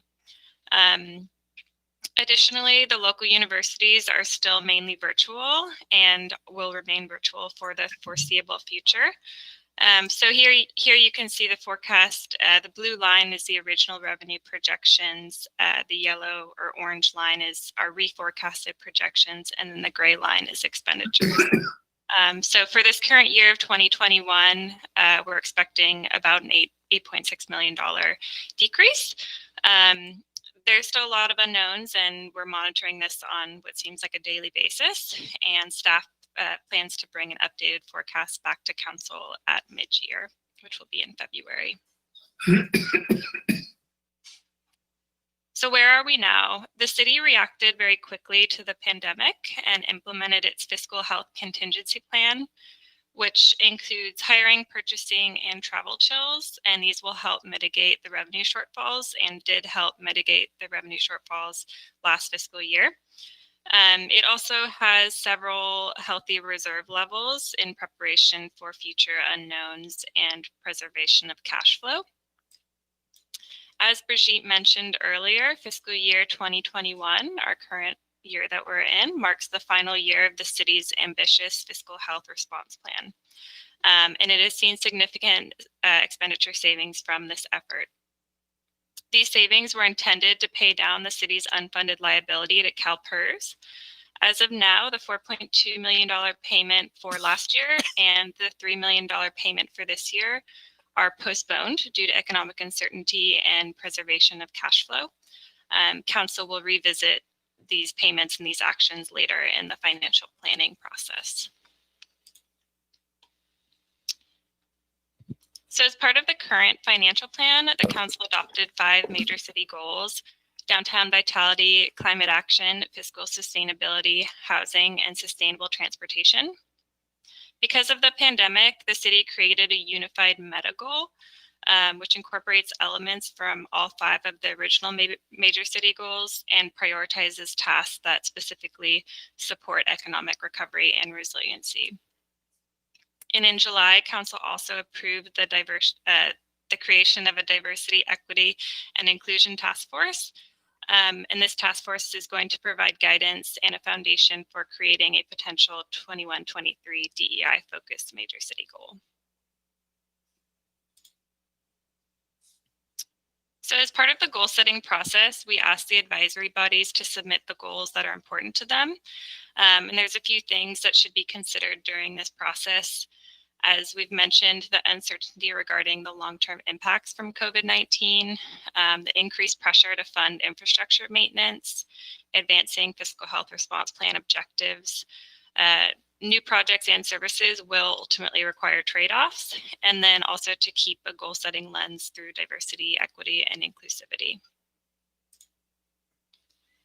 So here's an overview of the goal setting and the budget process. We are currently in the far left square in the goal setting input. We will go to council in November with our setting the stage meeting, followed by a budget foundation meeting in January, which will include all of the advisory body goals that we received from you. Council will then partake in a Saturday all-day goal setting workshop in early February, and that will direct staff's preparation of the budget through March and April. Council will then return to meet in April to review the draft work, and the preliminary budget preparation is then done through May, and then a final budget adoption will need to be done before July 1st. So at that, I realized that was a pretty quick presentation, so I'm happy to go back to any of the slides, and Brigitte and I are both here to answer questions if there are any. Thank you very much, both of you, for a cogent presentation of the issues.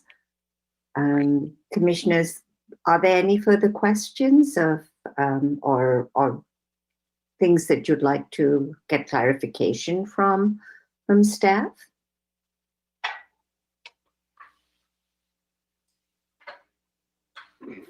Perhaps we can come back to you if the conversation. Is it possible for us, Tyler, is it possible for us to get a list of the goals from last year on the screen? Sure. And I think if you didn't have any questions for Brigitte or Natalie, I was going to let them kind of sign off of this meeting, and I was going to take over. And I do have the goals on a separate presentation. I was going to put those up and give you an update about where those stand and see if we want to make modifications or any adjustments or any new goals based on what you heard from Brigitte and Natalie. So are there any questions? Yes, Commissioner Quincy and then Commissioner Schwarzman. Hi, so we have a number of housing projects coming online, I think, in the next year or two. I was wondering how and if you've factored in property tax increases and how that's going to affect things. Yeah, so when we actually look at property tax, and probably in the grand scheme of things, property tax right now is the little shining star because it has actually seen increases in this year, as also the interest markets are really good, and with that there's a lot of change of property, and with that we usually see increases. And obviously we do assess when we make assumptions in regards of our revenues, and especially property tax, there is an inflator considering the new buildings or houses that are coming online. So it's however, already... some of them are actually in the annexation areas. And so with that, there is an exchange with the county. So we do not fully benefit from property tax in these areas for most part. So that's already been factored in the numbers that you provided to us tonight. Yeah, so if you look at the long-term forecast, we didn't have a long-term forecast here at this point, but if you were to look at the long-term forecast, yes, we do usually factor in a growth number for property tax. So we usually base it on Proposition 13, which is usually 2% inflator, and then we do add to that a growth inflator based on assumptions of new property or inventory coming online. Thank you. If I could just follow up a question on that before we go to Commissioner Schwarzman. Brigitte, is my understanding correct that residential property taxes, however, just cover the services that additional unit would require? That it's not necessarily a net gain of revenue for the city, given what you have to deploy in terms of other support services? Yeah, so generally speaking, property tax is part of the general fund income. And as we add new elements to the city, obviously they require maintenance, and that portion of our revenues is going, exactly as you mentioned, to the general services we provide. It depends a little bit, the new ones that are coming online, like the Avila Ranch development, for instance, is a community services district and is actually going to be paying for the services that will be required in that area of the city. So some of these annexation areas are all a bit different in regards of their application. Again, with annexation, usually there's an agreement with the county, and quite often the property tax remains with the county, and it's just the incremental increases that are coming partially to the city. And that's why sometimes these community facility districts are being implemented to take care of some of the service costs that now are falling onto the city within those new areas. Thank you very much for that clarification. Commissioner Shorsman. Yeah, I actually changed my mind. I think I'm going to hold my question for a little while. Thanks. Anybody else? Commissioner Hopkins. Yeah, I was just wondering with, I guess, two ballot measures specifically that are on, of course, Measure G, and then also Prop 15, if what financial impacts that those might have for the city. Obviously, those would be both revenue, so positive, but if, just how much that might change those projections you were making if either of those passed. Yeah, on Proposition 15, it's hard to, I was trying to figure out with the assessor what this would exactly mean for the city, but the assessor actually put out a pretty extensive white paper on the effects of Proposition 15. Like so many proposition, the devil is in the detail, so to speak, and as there will be an increase on commercial property, it has to have a certain value to even apply, so it has to be over $3 million.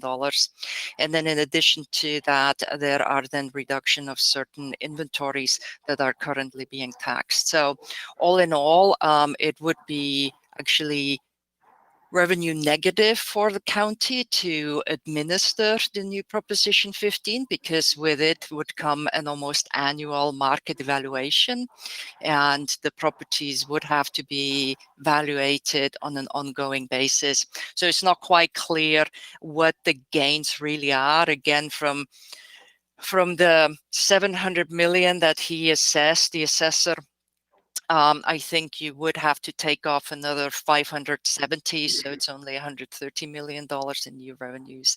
And again, the effort to actually collect on it will be quite substantial.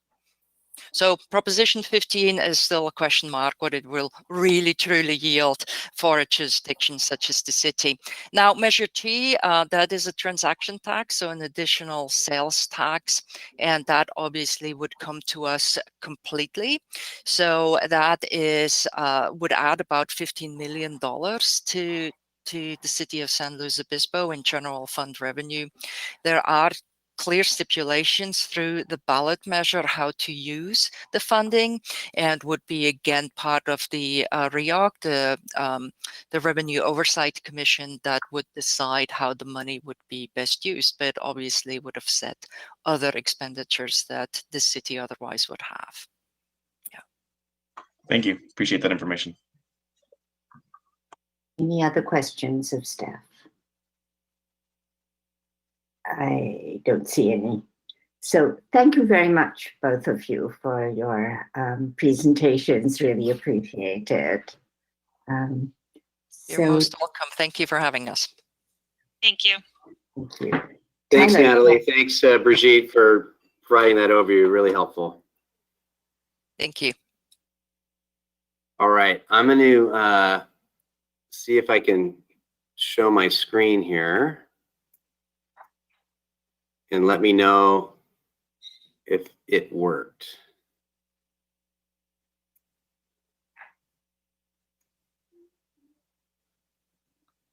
Not hearing anything, so it's not working. We can see the see screen. the screen, your but screen. we're seeing it in a format so you see all the other slides on the side. We're not seeing it full screen. Okay, let me. I don't think it's in slideshow. Yeah, let me settings. do that, and then. I know that we had some problems with the slideshow option, so let me just. Is that working? Yes. Okay, great.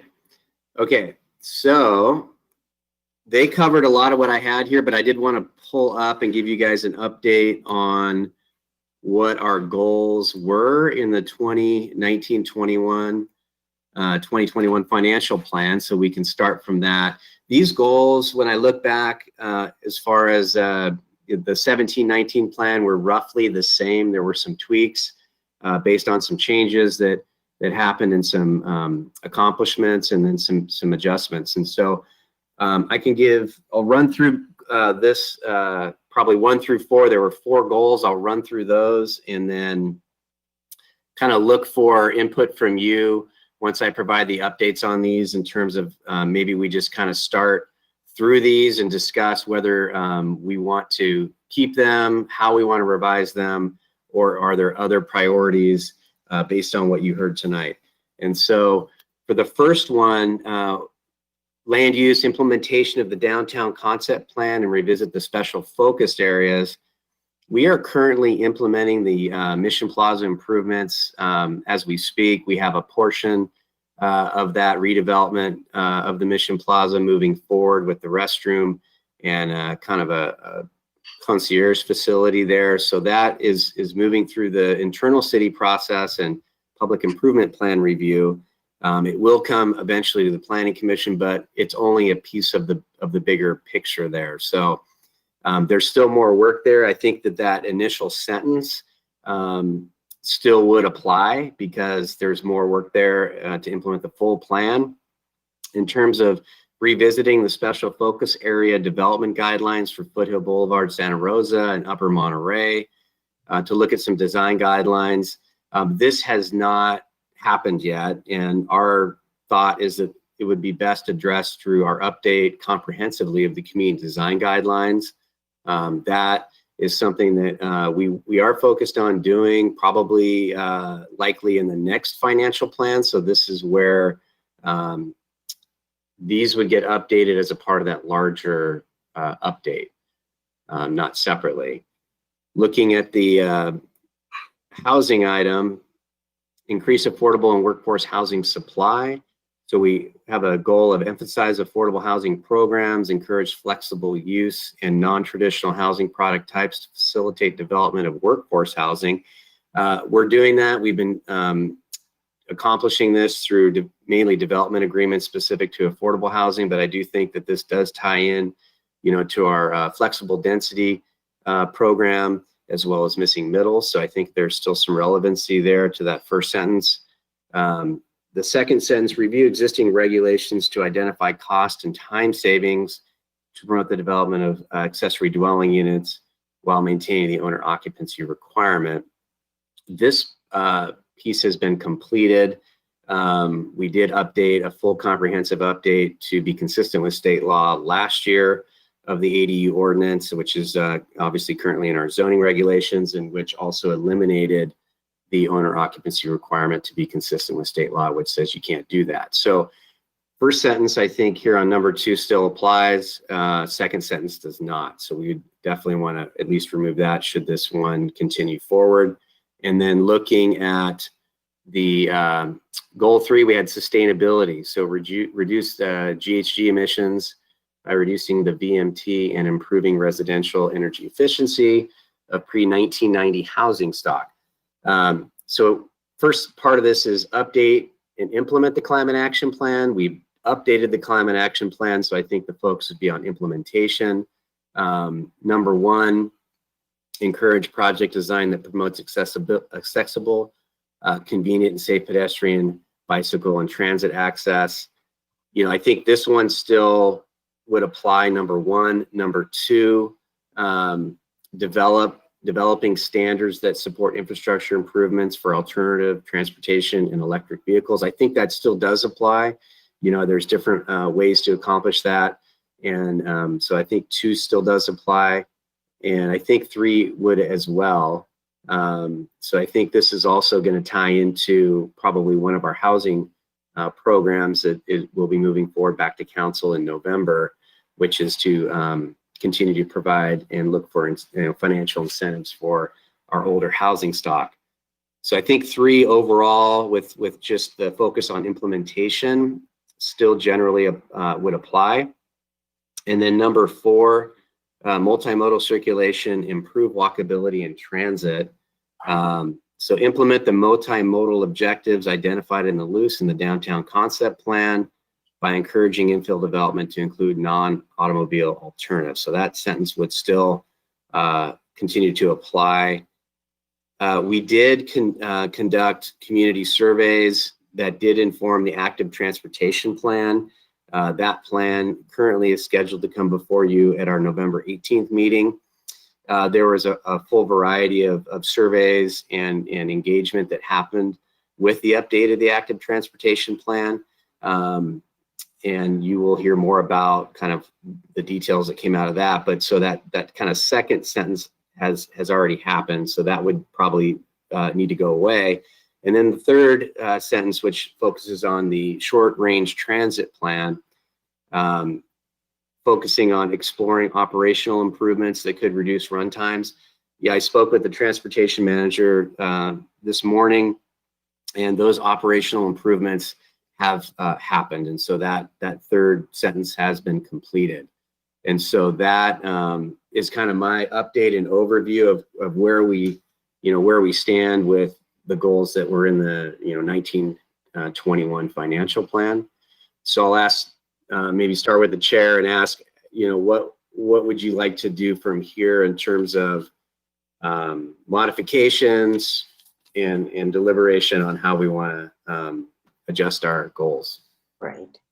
I think as a process issue, Tyler, I have a couple of suggestions. Yeah. And I imagine commissioners do too.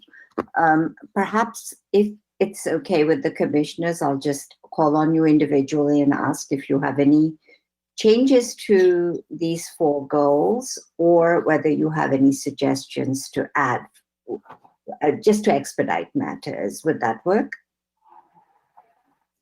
Okay. So let me call on alphabetically. Why don't I just go the way I see you on the screen? Commissioner Wilkin. Thank you. Generally agree with the suggestions made by staff to update the goals based on what's already been accomplished and what's planned. With regard to the accessory dwelling units, the language as it's written talks about reviewing existing regulations to identify measures to promote ADUs, et cetera. And staff said that had already been done. But I was wondering if there are any other ways in which we can promote ADUs besides regulations. For example, I believe the county several years ago had prepared some pre-approved plans that were made available to the public that would be a big cost savings for them to construct ADUs. It's kind of like you pull a plan off a shelf and you've already got plans approved for an ADU. So maybe there's some things that we can do besides regulations that can promote ADUs. So that's kind of just a question really for staff. Otherwise, I agree with the revisions that staff recommended, and I think these are still good goals in general for us to pursue. Thank you. And I agree with your comment on ADUs. Commissioner Quincy. I'm also agreeable with that. My biggest question, just given that we got a presentation on sort of this budget shortfalls or anticipated shortfalls, are, as currently situated, what if any budget impact is there with these goals? Tyler, is that even quantifiable? That would be challenging to come up with a number on that, but I would say as I look at these, these are a part of our, like number 1 is a part of our, capital improvement plan program. And so that has been budgeted for, it's been planned for.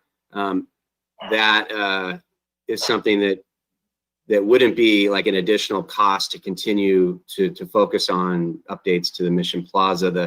The number 2 regarding cost, this is just what we do on a day-to-day basis. The first part of the sentence in terms of, housing, what we were required to do by the state. I think that Wilkin's suggestion is a good one, but that would require staff resources and some time to, prepare those plans, work with an outside consultant to do that, and then work with other departments to make sure that, the plans that we do put out there as pre-approved would be acceptable to, public works, utilities, fire, building, and all those other departments. So that would take some cost and some time, just saying, for that one, but a good suggestion. And then number 3, we did update the climate action plan. So implementing these ideals and these items is something that, is a part of that plan. And I don't see additional costs really there, other than, looking for probably some grant assistance for our older housing stock where we can. And then same thing with number 4. I feel like looking at that, so the ATP is coming before you guys. The short range transit plan we've done. So really it's the first part of the sentence where, we're talking about the multimodal objectives. And I think it's a good one and should probably continue without a ton of financial impact to us.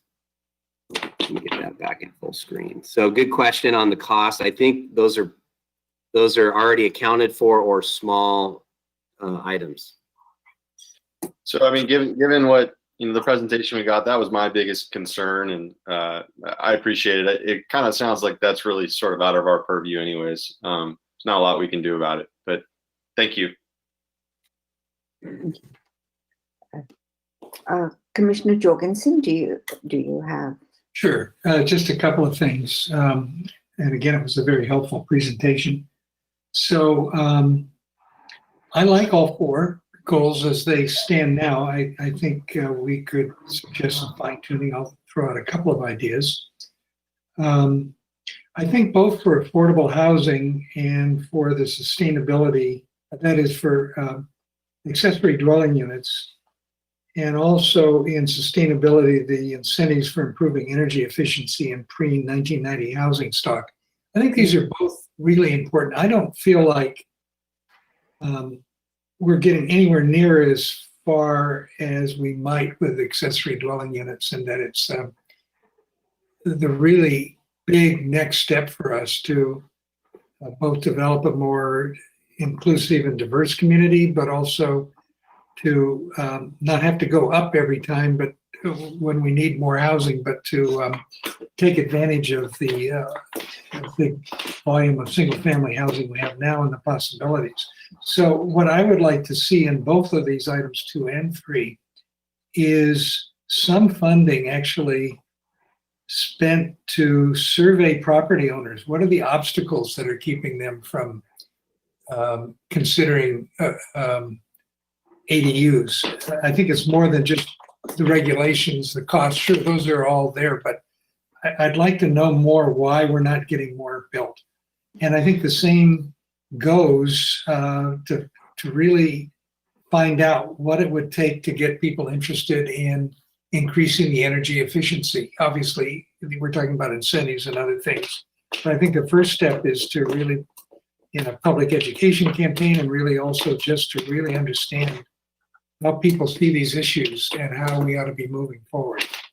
And then in terms of, I don't think I said that all very clearly, but anyhow, in terms of multimodal circulation, it's great to see the new bike lanes downtown and in other places. I just really would like to see that pushed hard. I'd also like to see us, with all the new housing we're building on the periphery, that we do more to improve bike and walking and transit access to our open spaces and parks. I've never seen that really as, we talk about, well, we got to get everybody to work and we've got to cover this and that, but I'd like to be sure everybody feels like it's easy to get to our just incredible open space and park resources here. Thank you. And I'll just add a comment. I appreciate those comments, Commissioner Jorgensen. There is a very high percentage of the projects that are coming to my desk that are ADUs. And a lot of those that I see are obviously the ones that are asking for exceptions. And so we have a planning application, but most of them are going through the building permit process, and the numbers that we've seen over the last year since we've made those adjustments to our zoning regulations are obviously the most we've ever had in the history of the city. And we expect that to continue. And so I think the word is out. We do have some work to do in terms of providing additional information, I think, to the public, both, on our website and leaflet wise in terms of what the regs are. But we are seeing a significant amount of ADUs coming through our doors. Great news. Glad to hear it. Maybe we don't need to focus as much then. Well, I just had a comment on that, if you don't mind. Rather than surveying, I think if it, I agree with what Commissioner Jorgensen was saying about both ADUs and retrofitting pre-1990s housing, so that it's more efficient and energy sustainable in terms of energy use. But Tyler, I was wondering, rather than surveying if there's a cost-effective way of sharing knowledge about what is working or what has worked, several cities have put out things. So short of having a plan that we can just use, it turns out those plans oftentimes don't get picked up by somebody and built as is. But what people go to is for cues about what could be done. And I was wondering if there's a possibility of collecting that kind of information. Here's a sort of set of things that have worked elsewhere that you might want to consider when you're thinking about retrofitting your own home or possibly expanding an ADU on your site. I think, it's less about having answers and more about sort of raising some opportunities and what's being done to allow the private sort of homeowner to look at what might work for them. It was just that's less expensive than doing a survey. Oftentimes when you do a survey, people will say, well, you tell me, you're the experts in this. I don't know, but I'd like my house to be more efficient, period. But I don't know. So what could I choose from is what they ask. And, how much would that save me? And do you have people who've done it? Can I go see it? I mean, I think it's perhaps trying a new tack at the way the city approaches getting citizens on board, city residents on board. Just a thought. I'm sorry, that was rather long, Commissioner Jorgensen, but I totally agree with you in both those items. Yeah, I would just add, I do appreciate those comments, Chair Danikar. I think those are things that we had planned to do earlier in this year, pre-COVID. We updated our code in late January, early February. COVID hit in March, and we weren't able to accomplish that. I think additional information outreach and availability of what the regs are, what the standards are, how to do this. And so that is a goal for us as a planning division and as a community development department, to put that information out there, both hard copy on our website and other ways. And so I think that's a good suggestion. So in terms of implementing in these goals, may I suggest that in item 3, we move up item 3 to item 1. And in the housing, we're getting housing projects and they're doing what will make the most money for them. And we try and squeeze them to give us more affordable. We try and squeeze them to give us more workforce, but our hands are really tied as to when these units come online, whether they're really affordable or not. The developer basically will charge what they want and what the market will bear, which it turns out in this market is quite a lot.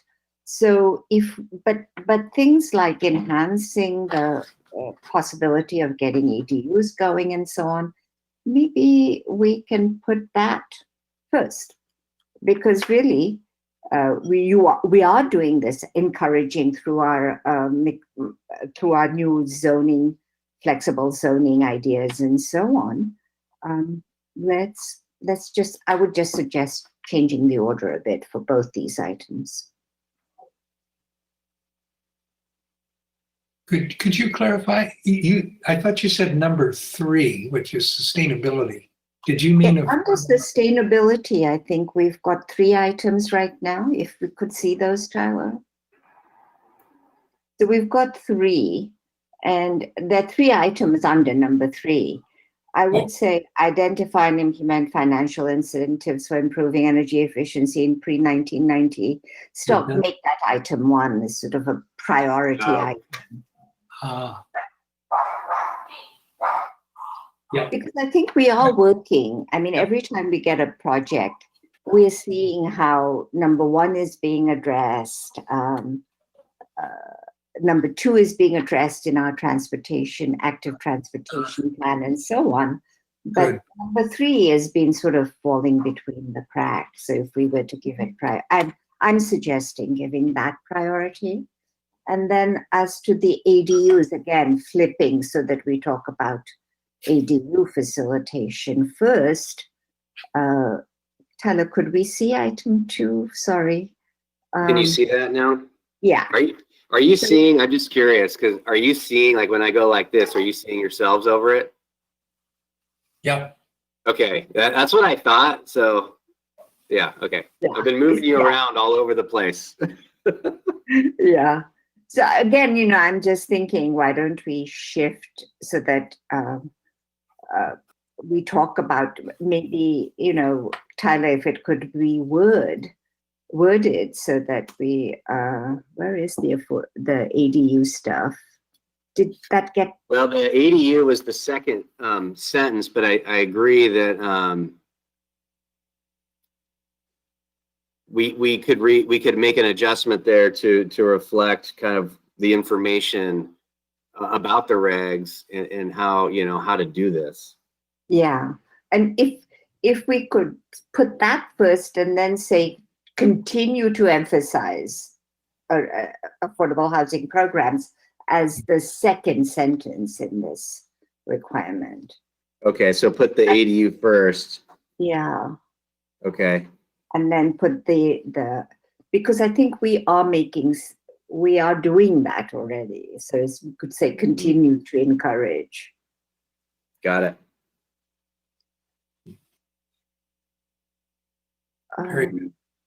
Commissioner, so I think we've taken care of, I mean, we've asked Commissioner Wilkin, Jorgensen, Commissioner Hopkins. Yeah, I agree with most of what's been said. You know, obviously want to go with updates that staff recommended, and agree with the sentiment of a lot of what others have said. I suppose I'd want to add a sentence to reflect the diversity, equity, and inclusion goal noted by staff earlier. And I guess in looking through these and maybe about how to go about that, you know, I'm would love to hear your thoughts, but I guess I just to at least get something out there. I was thinking it would be probably most appropriate under land use, and I guess I was sort of looking at the goal number 2, where it talks about reviewing existing regs, to say something to the effect of review existing regulations to identify opportunities for modification to codify best planning practices that maximize or increase diversity, equity, and inclusion. And again, you know, would love to hear the rest of the commission's thoughts on that. But I guess that's just sort of a starting thought of where that might be appropriate to integrate that diversity, equity, and inclusion goal. Good. Tyler, do you have any comments on that?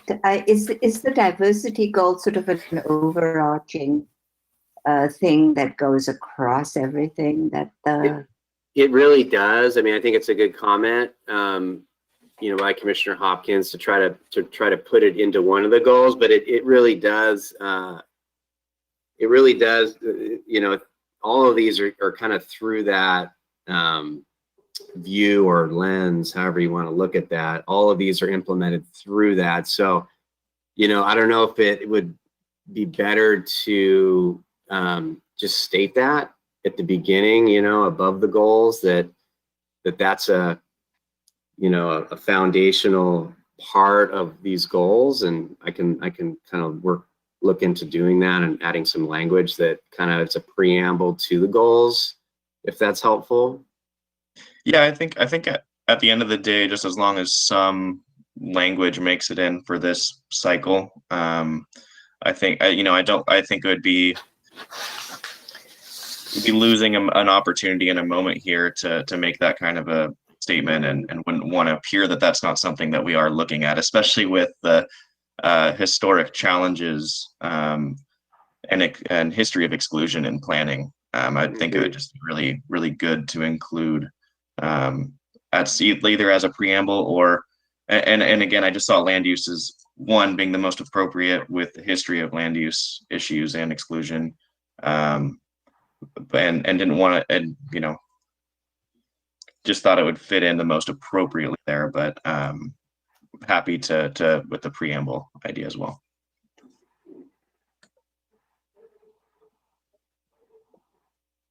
So Tyler, you were in the preamble, maybe.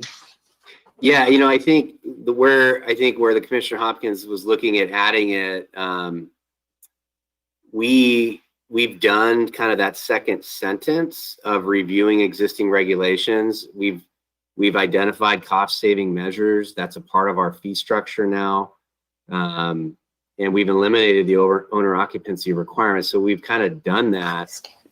But I do think, under new language that I heard from, Commissioner, Jorgensen and maybe Wilkin regarding kind of ADUs and how to promote that, there might, that second sentence that we talked about, maybe moving up with a focus on ADU information, maybe there's a way to weave that language into that. Mhm. If that seems reasonable. If I could chime in on this too, I think that the preamble idea is a good one. I think that you also, it doesn't hurt to add those concepts in wherever they seem appropriate. I think repetition is not a bad thing in this particular area.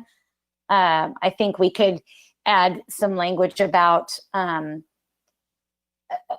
diversity and equity in the housing goal. I think that's one thing that in my short tenure here, I echo what I think I hear reading between the lines of what Chair Dandekar has said, a difficulty in not seeing the equity in some of the housing projects that I would like to see. And so I think that multiple places where it's appropriate, whether it be in the multimodal circulation, equity is a huge part of why multimodal transportation is important, because riding bikes and walking is cheaper, it's healthier, there's all kinds of equity inclusion principles related to that too. So I think that those terms could be woven in pretty successfully to several of these. Tyler, you think you can do that? I definitely can do that. I'm just kind of wondering, what would be, I don't want to do that without you guys endorsing it. So what I could do is probably bring this back, I guess, at the next meeting with some track changes and some new language for further consideration. We do have time, so I'm glad we started this kind of discussion because we don't have to submit this until December 15th, which does leave us the November meeting, which right now does have a few items on it, but also the December 9th meeting. So we have a couple more options here. I'm happy to kind of take what I've heard, update based on accomplishments that we've already had, and then look at kind of weaving in and making modifications and focusing on the DEI and bring that back for your review. And perhaps the commissioners could send you some ideas. That would be really helpful. I mean, if there are any Commissioner thoughts Hopkins, that, Shawson. Sure. Any thoughts that you all have, please, on any of these, please send them to me. That would be really helpful. I'm happy to provide some suggestions offline. That'd be I will as well. Did Commissioner Quincy, let me get to Commissioner Schwarzman, you're next. Did you have any other comments? And then I'll get to Commissioner Quincy. And Commissioner Wilkin, did you have your hand up? Yeah, I did actually. What Tyler is suggesting, I think, is a good idea to take what we've suggested and then come up with some language and then bring it back to us. I just did want to reiterate one thing that I think the Commission's been talking about, and that is that there be some language about preparing some public information or educational materials that promote accessory dwelling units and also the residential or energy efficiency in pre-1990 housing. So maybe that could be folded in somewhere. Yes, thank you. That was my comment. Thank you. So moving on, Commissioner Schwarzman, you had other suggestions? Yeah, suggestions / questions. The language about accessory dwelling units is in the housing goal, number 2. And then the references to the pre-1990 housing stock are actually in the sustainability goal. But there's actually only really one, I guess you would say, action item within that 3rd goal that relates to pre-1990 housing stock. I feel like numbers 1 and 2 are just sort of general concepts that we want to emphasize in really all of the projects that we review, and all of the, in all the projects, we want to encourage project design that promotes accessible, convenient, and safe pedestrian, bicycle, and transit access. And in all of the projects, we want to see infrastructure improvements for alternative transportation and electric vehicles. So I'm wondering if the initial goal language of number 3 should remove the reference to pre-1990 housing and just say reduce GHG emissions by reducing VMT and improving residential energy efficiency in general. And then it can have the elements related to the pre-1990 housing stock underneath it, and maybe another item about accessory dwelling units there. It just seems like that goal is a little more overarching than the way it's worded right now. At least in my mind it is. So just throwing that out there for the sake of discussion. And then I also just sort of wondered about land use, so what's currently listed as the first goal, what the Planning Commission's role is in that, or maybe that's one of the things that you said, Tyler, that's already completed. I kind of lost track of what needed to be amended that's already completed. That one, it's in process. So we're working on a piece of the Mission Plaza improvement right now. That's identified in the downtown concept plan. There are other pieces that will follow. The second part of that, which is looking at the special focus areas in these design guidelines, there's a better home for that, and that is, what we're going to be doing with our kind of comprehensive update to the community design guidelines, as well as creating objective standards in our zoning regulations. So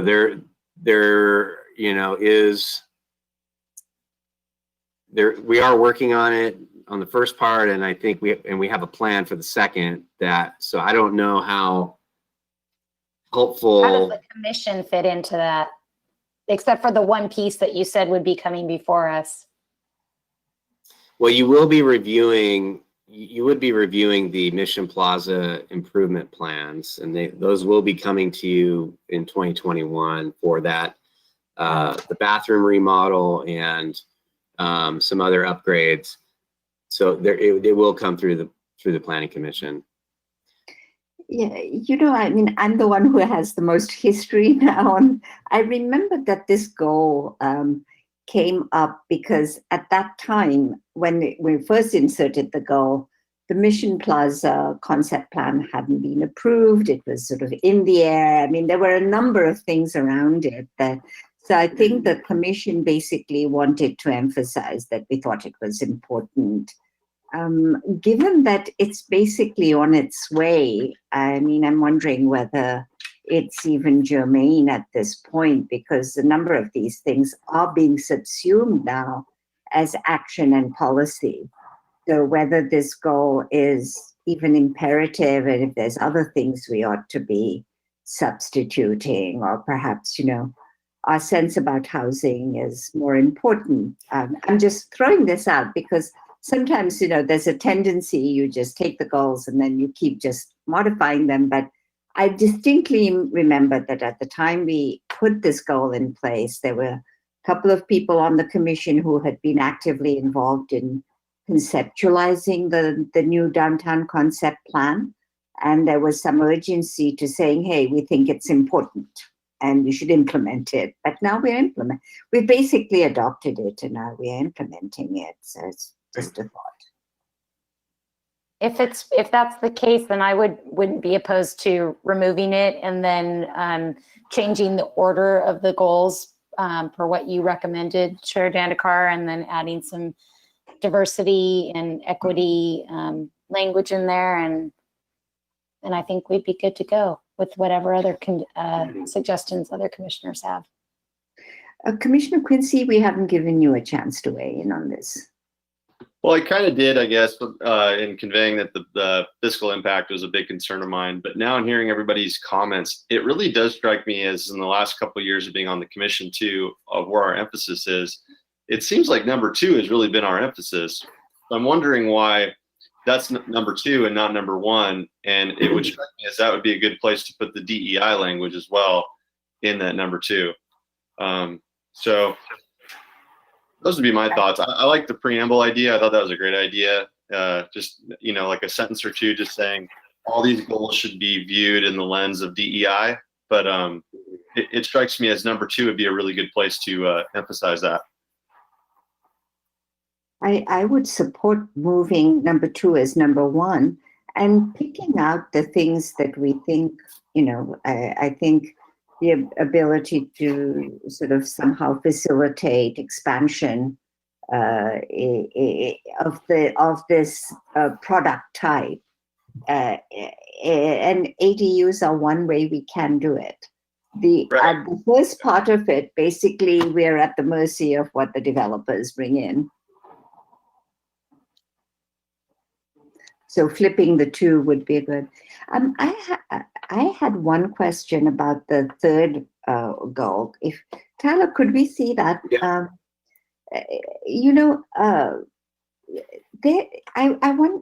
We're very generic here, which is why I like bringing the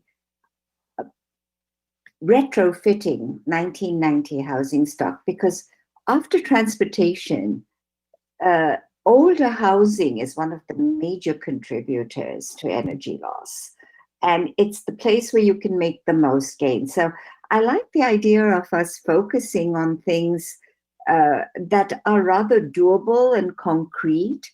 And the thing that is the first one, I feel as if we're now building in a number of the elements that are in item number 1. I'm hearing that number 2 too, as I look at the projects, these are routinely coming in with understanding of EV and looking at public transport or multimodal. So number 3 is something that we haven't paid attention to. So move 3 up to one of the first things. And are there other things that we could think about in sustainability? And I was really shocked to read in the Tribune that we don't recycle very well. I thought, we're a really good city, recyclable, solid waste. We're doing all of that, and then you find, I've been putting in so much stuff in the blue box, and is just a weight on the whole system. And so is this something we ought to be thinking about? It's very doable. It's educating the public about how to be more responsible. People want to be. And sort of think about strategies for recycle that is more cost effective, efficient. The Tribune article basically said, we're wasting our energy doing what we did. Now, I think that green waste thing somehow went kamikaze, the little boxes, because I don't think the people made enough of an effort to reach out and teach the community why it was important to keep your green waste in those little green boxes and what to do with it. So could we shift the focus a bit to sort of think about specific things that would actually make a difference? Because we get community involved and educate the community how to do better in the sustainability front. Good.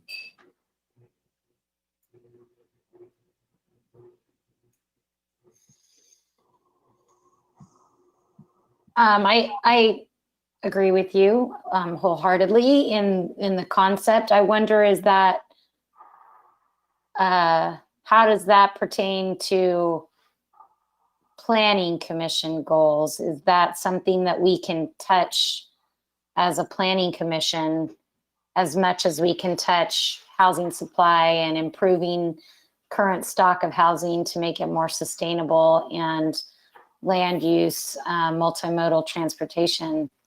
I guess that's more of a question for all of us, and maybe for Tyler.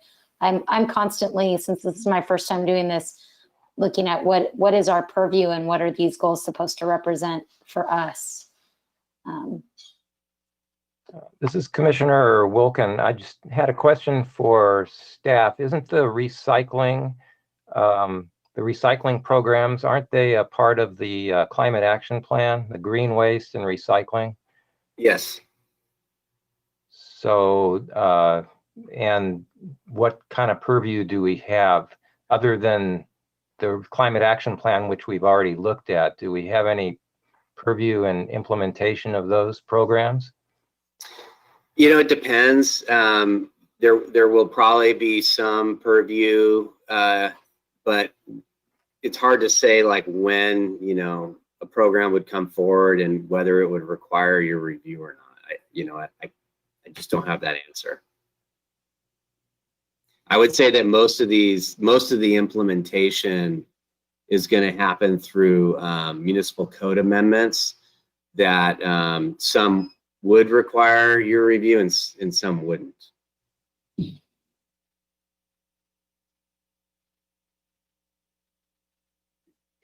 Commissioner Quincy.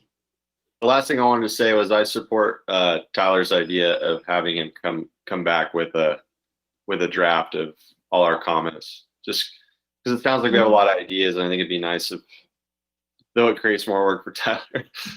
Yeah, this is it's a challenging one, and you know, it's important work, and so it's all good. But like I said, if you guys are able to provide some thoughts and some edits for me to consider and bring back, that would be really helpful. I would actually, oh, sorry, this is my last comment. I would actually be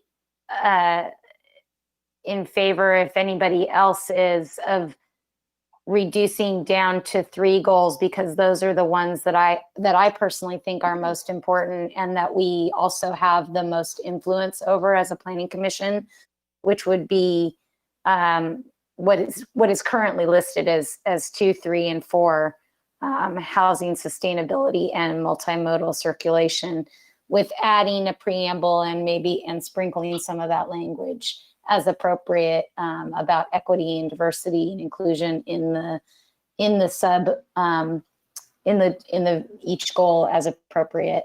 It sounds like the first goal has kind of sailed and we're on our way already. So I'm not opposed to removing for the sake of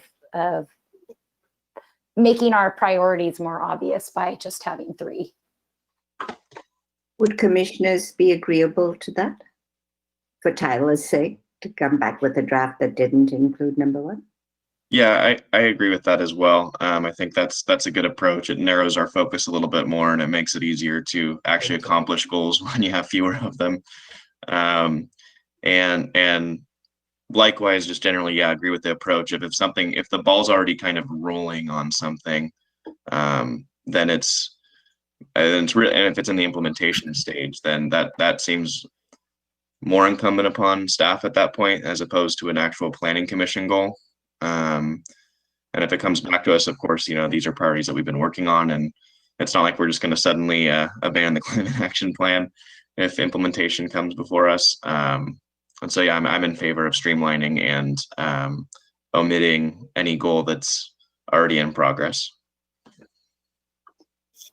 Tyler, not to make more work for you, honestly, but, this is our one chance to think a little bit, a sort of future casting and out of the box.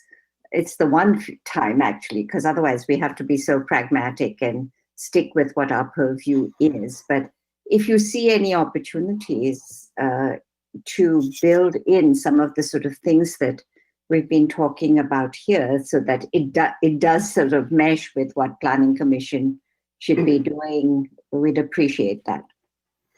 Yeah, it's a good thought, and I would say that based on what I know and the information that you saw from finance tonight, my sense is that whatever goals come before the city council or get recommended to the city council for inclusion in the financial plan are really going to need to be tied into really the fiscal health of the city.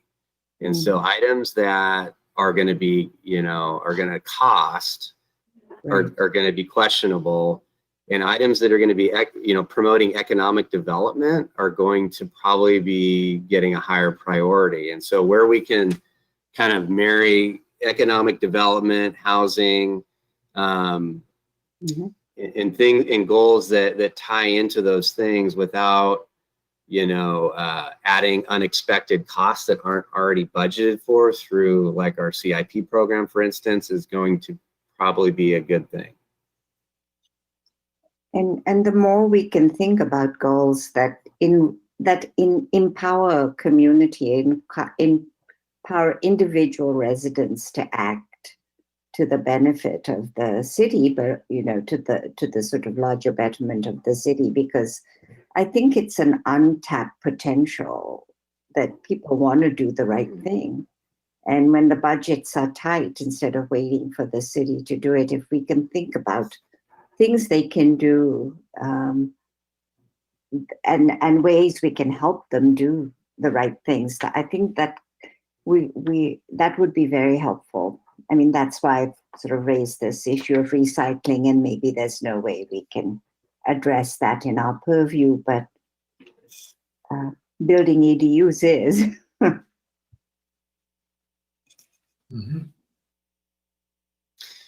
Good. I think I have a good sense of where some of the commission thoughts and good direction on where I can go with some edits and some support from you guys is over the next few weeks. My sense is this probably will come back on the December 9th meeting, just given what's already scheduled, and I'll talk about that in a minute for the November meeting.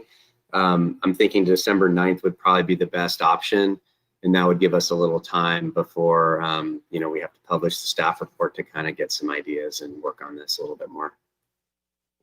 So we can talk with you individually, and yes, and then we can. Are you able to share a draft with us so that we can comment individually, or would that not work with the Brown Act? It's probably not going to work with the Brown Act, but any individual, comments or thoughts about adjustments to me to help me develop these and bring them back and publish them in a staff report and have it on the agenda for discussion would be fantastic. Thank you. I think we're done with this item then for now. Thank you very much for your input on this. And we'll look forward to looking at Tyler's draft. So the next item is staff updates and agenda forecast. All right. Let me grab that. Okay, so kind of looking out as we were kind of briefly talking about the Planning Commission meeting on November 18th. So right now, 8:30, Orchid is scheduled to come back. You guys looked at this on October 14th, and this was the 15-unit mixed-use project. It had 1,500 square feet as well of commercial. This was continued to look at a couple aspects of the project. One with kind of activating kind of the creek a little bit more, and as well as looking at additional unit of affordability. And so we'll be, or I should say, a larger unit of affordability of the two that were being proposed. So that will be coming back for your review on 11/18. We also have 1150 Laurel, and this is it's a mixed-use project. This is the Atoll building.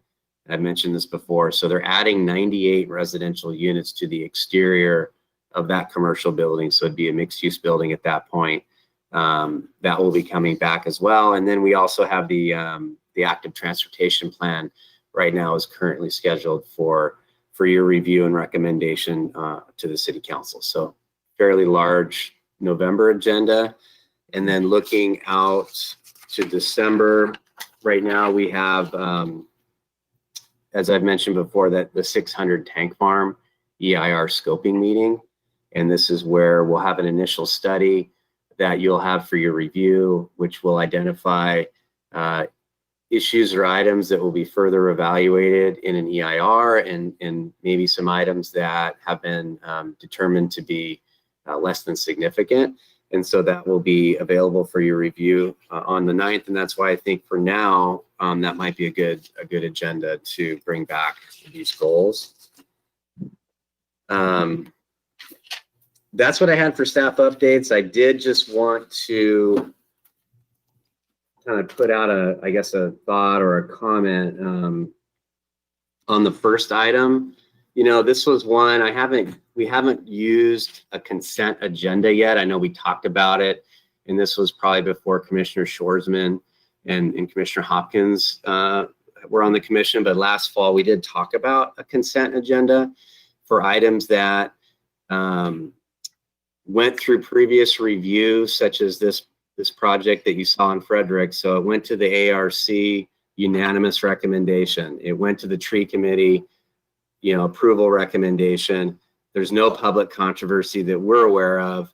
And the applicants, we think that the project meets general plan goals. So in all honesty, in looking back, I probably would have put this on a consent agenda and saved us an hour and a half, of talking about a project to get potentially a little more landscaping. So just throwing that out there, that was a lot of discussion for a project that's been reviewed by multiple advisory bodies, and that in staff's mind, met general plan goals and policies and standards for the most part, and there wasn't any public controversy that we were aware of that would warrant further discussion by the Planning Commission in a public hearing setting. So I'm just throwing that out there, that I will be looking, for opportunities to do that. And obviously the commission has the ability to pull any item on the consent agenda for further discussion and deliberation. That's obviously your purview, but this was one, we haven't had many that would fit that, that criteria that we talked about, but I think looking back, this may have been one. And so when I do see an opportunity, I will look to do that. So that was my parting comments tonight. Appreciate your review and all your work. I do have just one really quick question, if that's all right. Sure. So I saw that the housing element is going back to council again. I think there was some back and forth with HCD, is my understanding. I just wanted to see if there's any updates. I know it's not going back to us, but just want to see what might have changed between our approval and what it's looking like now. I just haven't had a chance to read it yet. Yeah, so that's really appreciate you bringing that up. So we did just put out there some red line versions of the housing element. that really responds to some of the things. This is really focused on Chapter 3, which is our goals, policies, and programs. And it really focuses on some things that HCD was looking for, specific to some quantifiable objectives in our programs. So looking for numbers and timelines to get certain programs accomplished. And so in the past, that hasn't been something they've really pushed for, but in this, this year things are different, and there's a lot more pressure on jurisdictions to provide metrics and accountability. And so we've made some adjustments to our programs to show that and target, certain numbers and in different types of either rehab or financial assistance or just new construction. And so that was something they asked for. We are still working with HCD. So that was that came out of their findings letter that we needed to make some adjustments. We have made this red line version. We've submitted it back to HCD for kind of another, not a formal review, but another like thumbs up. Are we on the right track? And we're having a meeting actually Friday to go through that and talk through some things. We may have a couple additional programs that are relative to state law. So nothing that we're adding that we're contemplating that would be kind of outside of just getting general compliance. Great, I appreciate that. Thanks. Tyler, could I just ask, Bob Jorgensen, could I just ask real quickly, there's redlining, there's additions in red and additions in blue, and I couldn't always tell which were, why one, were some of them brand new, and I just couldn't tell the difference between the red and the blue. So I'd have to double check on the coloring. I know that there were, my understanding is that there are revisions that came from council and suggestions from them that were color coded, and then HCD suggested edits in a different color. So you're seeing, Rachel, to at least let us know which is which. Yeah, so if it's not clear, I'll follow up on that and make sure we clarify that. I haven't actually looked at the link yet. I just reviewed the draft that was going out earlier. And forgive me, Tyler, but HCD, the acronym is? HCD is Housing and Community Development. Okay, thank you. Yeah, State Department. Tyler, do we just have one meeting in November? Yes, one meeting in November on the 18th. And Tyler, in terms of your comment about consent agenda, we did talk about it at length and were agreeable to it. So I think it's worth trying again. It does signal to the commission that, staff thinks everything is fine. And the commission still has the opportunity to say, I have some questions about this. So I'd like to take this off the consent agenda, and one can be pointed about the questions one has. Absolutely. Like I said, we've had so many complex projects and none of them really fit that criteria. And honestly, like I kind of forgot about it a little bit until this project kind of got to this point. And then, halfway through the discussion, I was like, okay, this was one that I would have, suggested that would fit that category. So something I'm going to continue to look for. And I know we talked about those criteria, and I think, this one was one of those unique ones that did fit, but we may not see another one quite like this for a while, but if we do, I'll try to do that.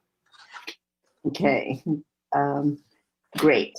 So commissioners, I think we're drawing to a close then. Thank you, Tyler, for that update. You really deserve, I think, a session off. These have been very long and hard sessions that we've been engaged in. I'll be presenting the report of our activities to the Mayor's Advisory Group tomorrow. And I think, Tyler, it would be really great if there was a way we could circulate that list of what we achieved in these past few months to the commission at large. I don't see any problems in circulating that list, do you? Not at all. I mean, I have it. I think you have it. I'm happy to just send it. I can just send out an email to everybody. I'll do that this week. So it's no there's no discussion. It's just an information item. It's just a recap of all the amazing work you've done over the last year. And the fact that, everybody has hung in there and done it on Zoom is really to our credit. And I'll make sure that I report that tomorrow to the mayor's group, advisory group. So with that, I think we can adjourn. The next regular planning commission meeting's being rescheduled, as Tyler mentioned, to Wednesday, November 18, 2020 at 6 p.m., again via teleconferencing. And any decisions of the Planning Commission that have been made are final unless appealed to City Council within 10 days. So with that, I'd like to call the meeting to a close. Thank you very much. Thank you, everyone. Thank you. All right. Thanks, everybody.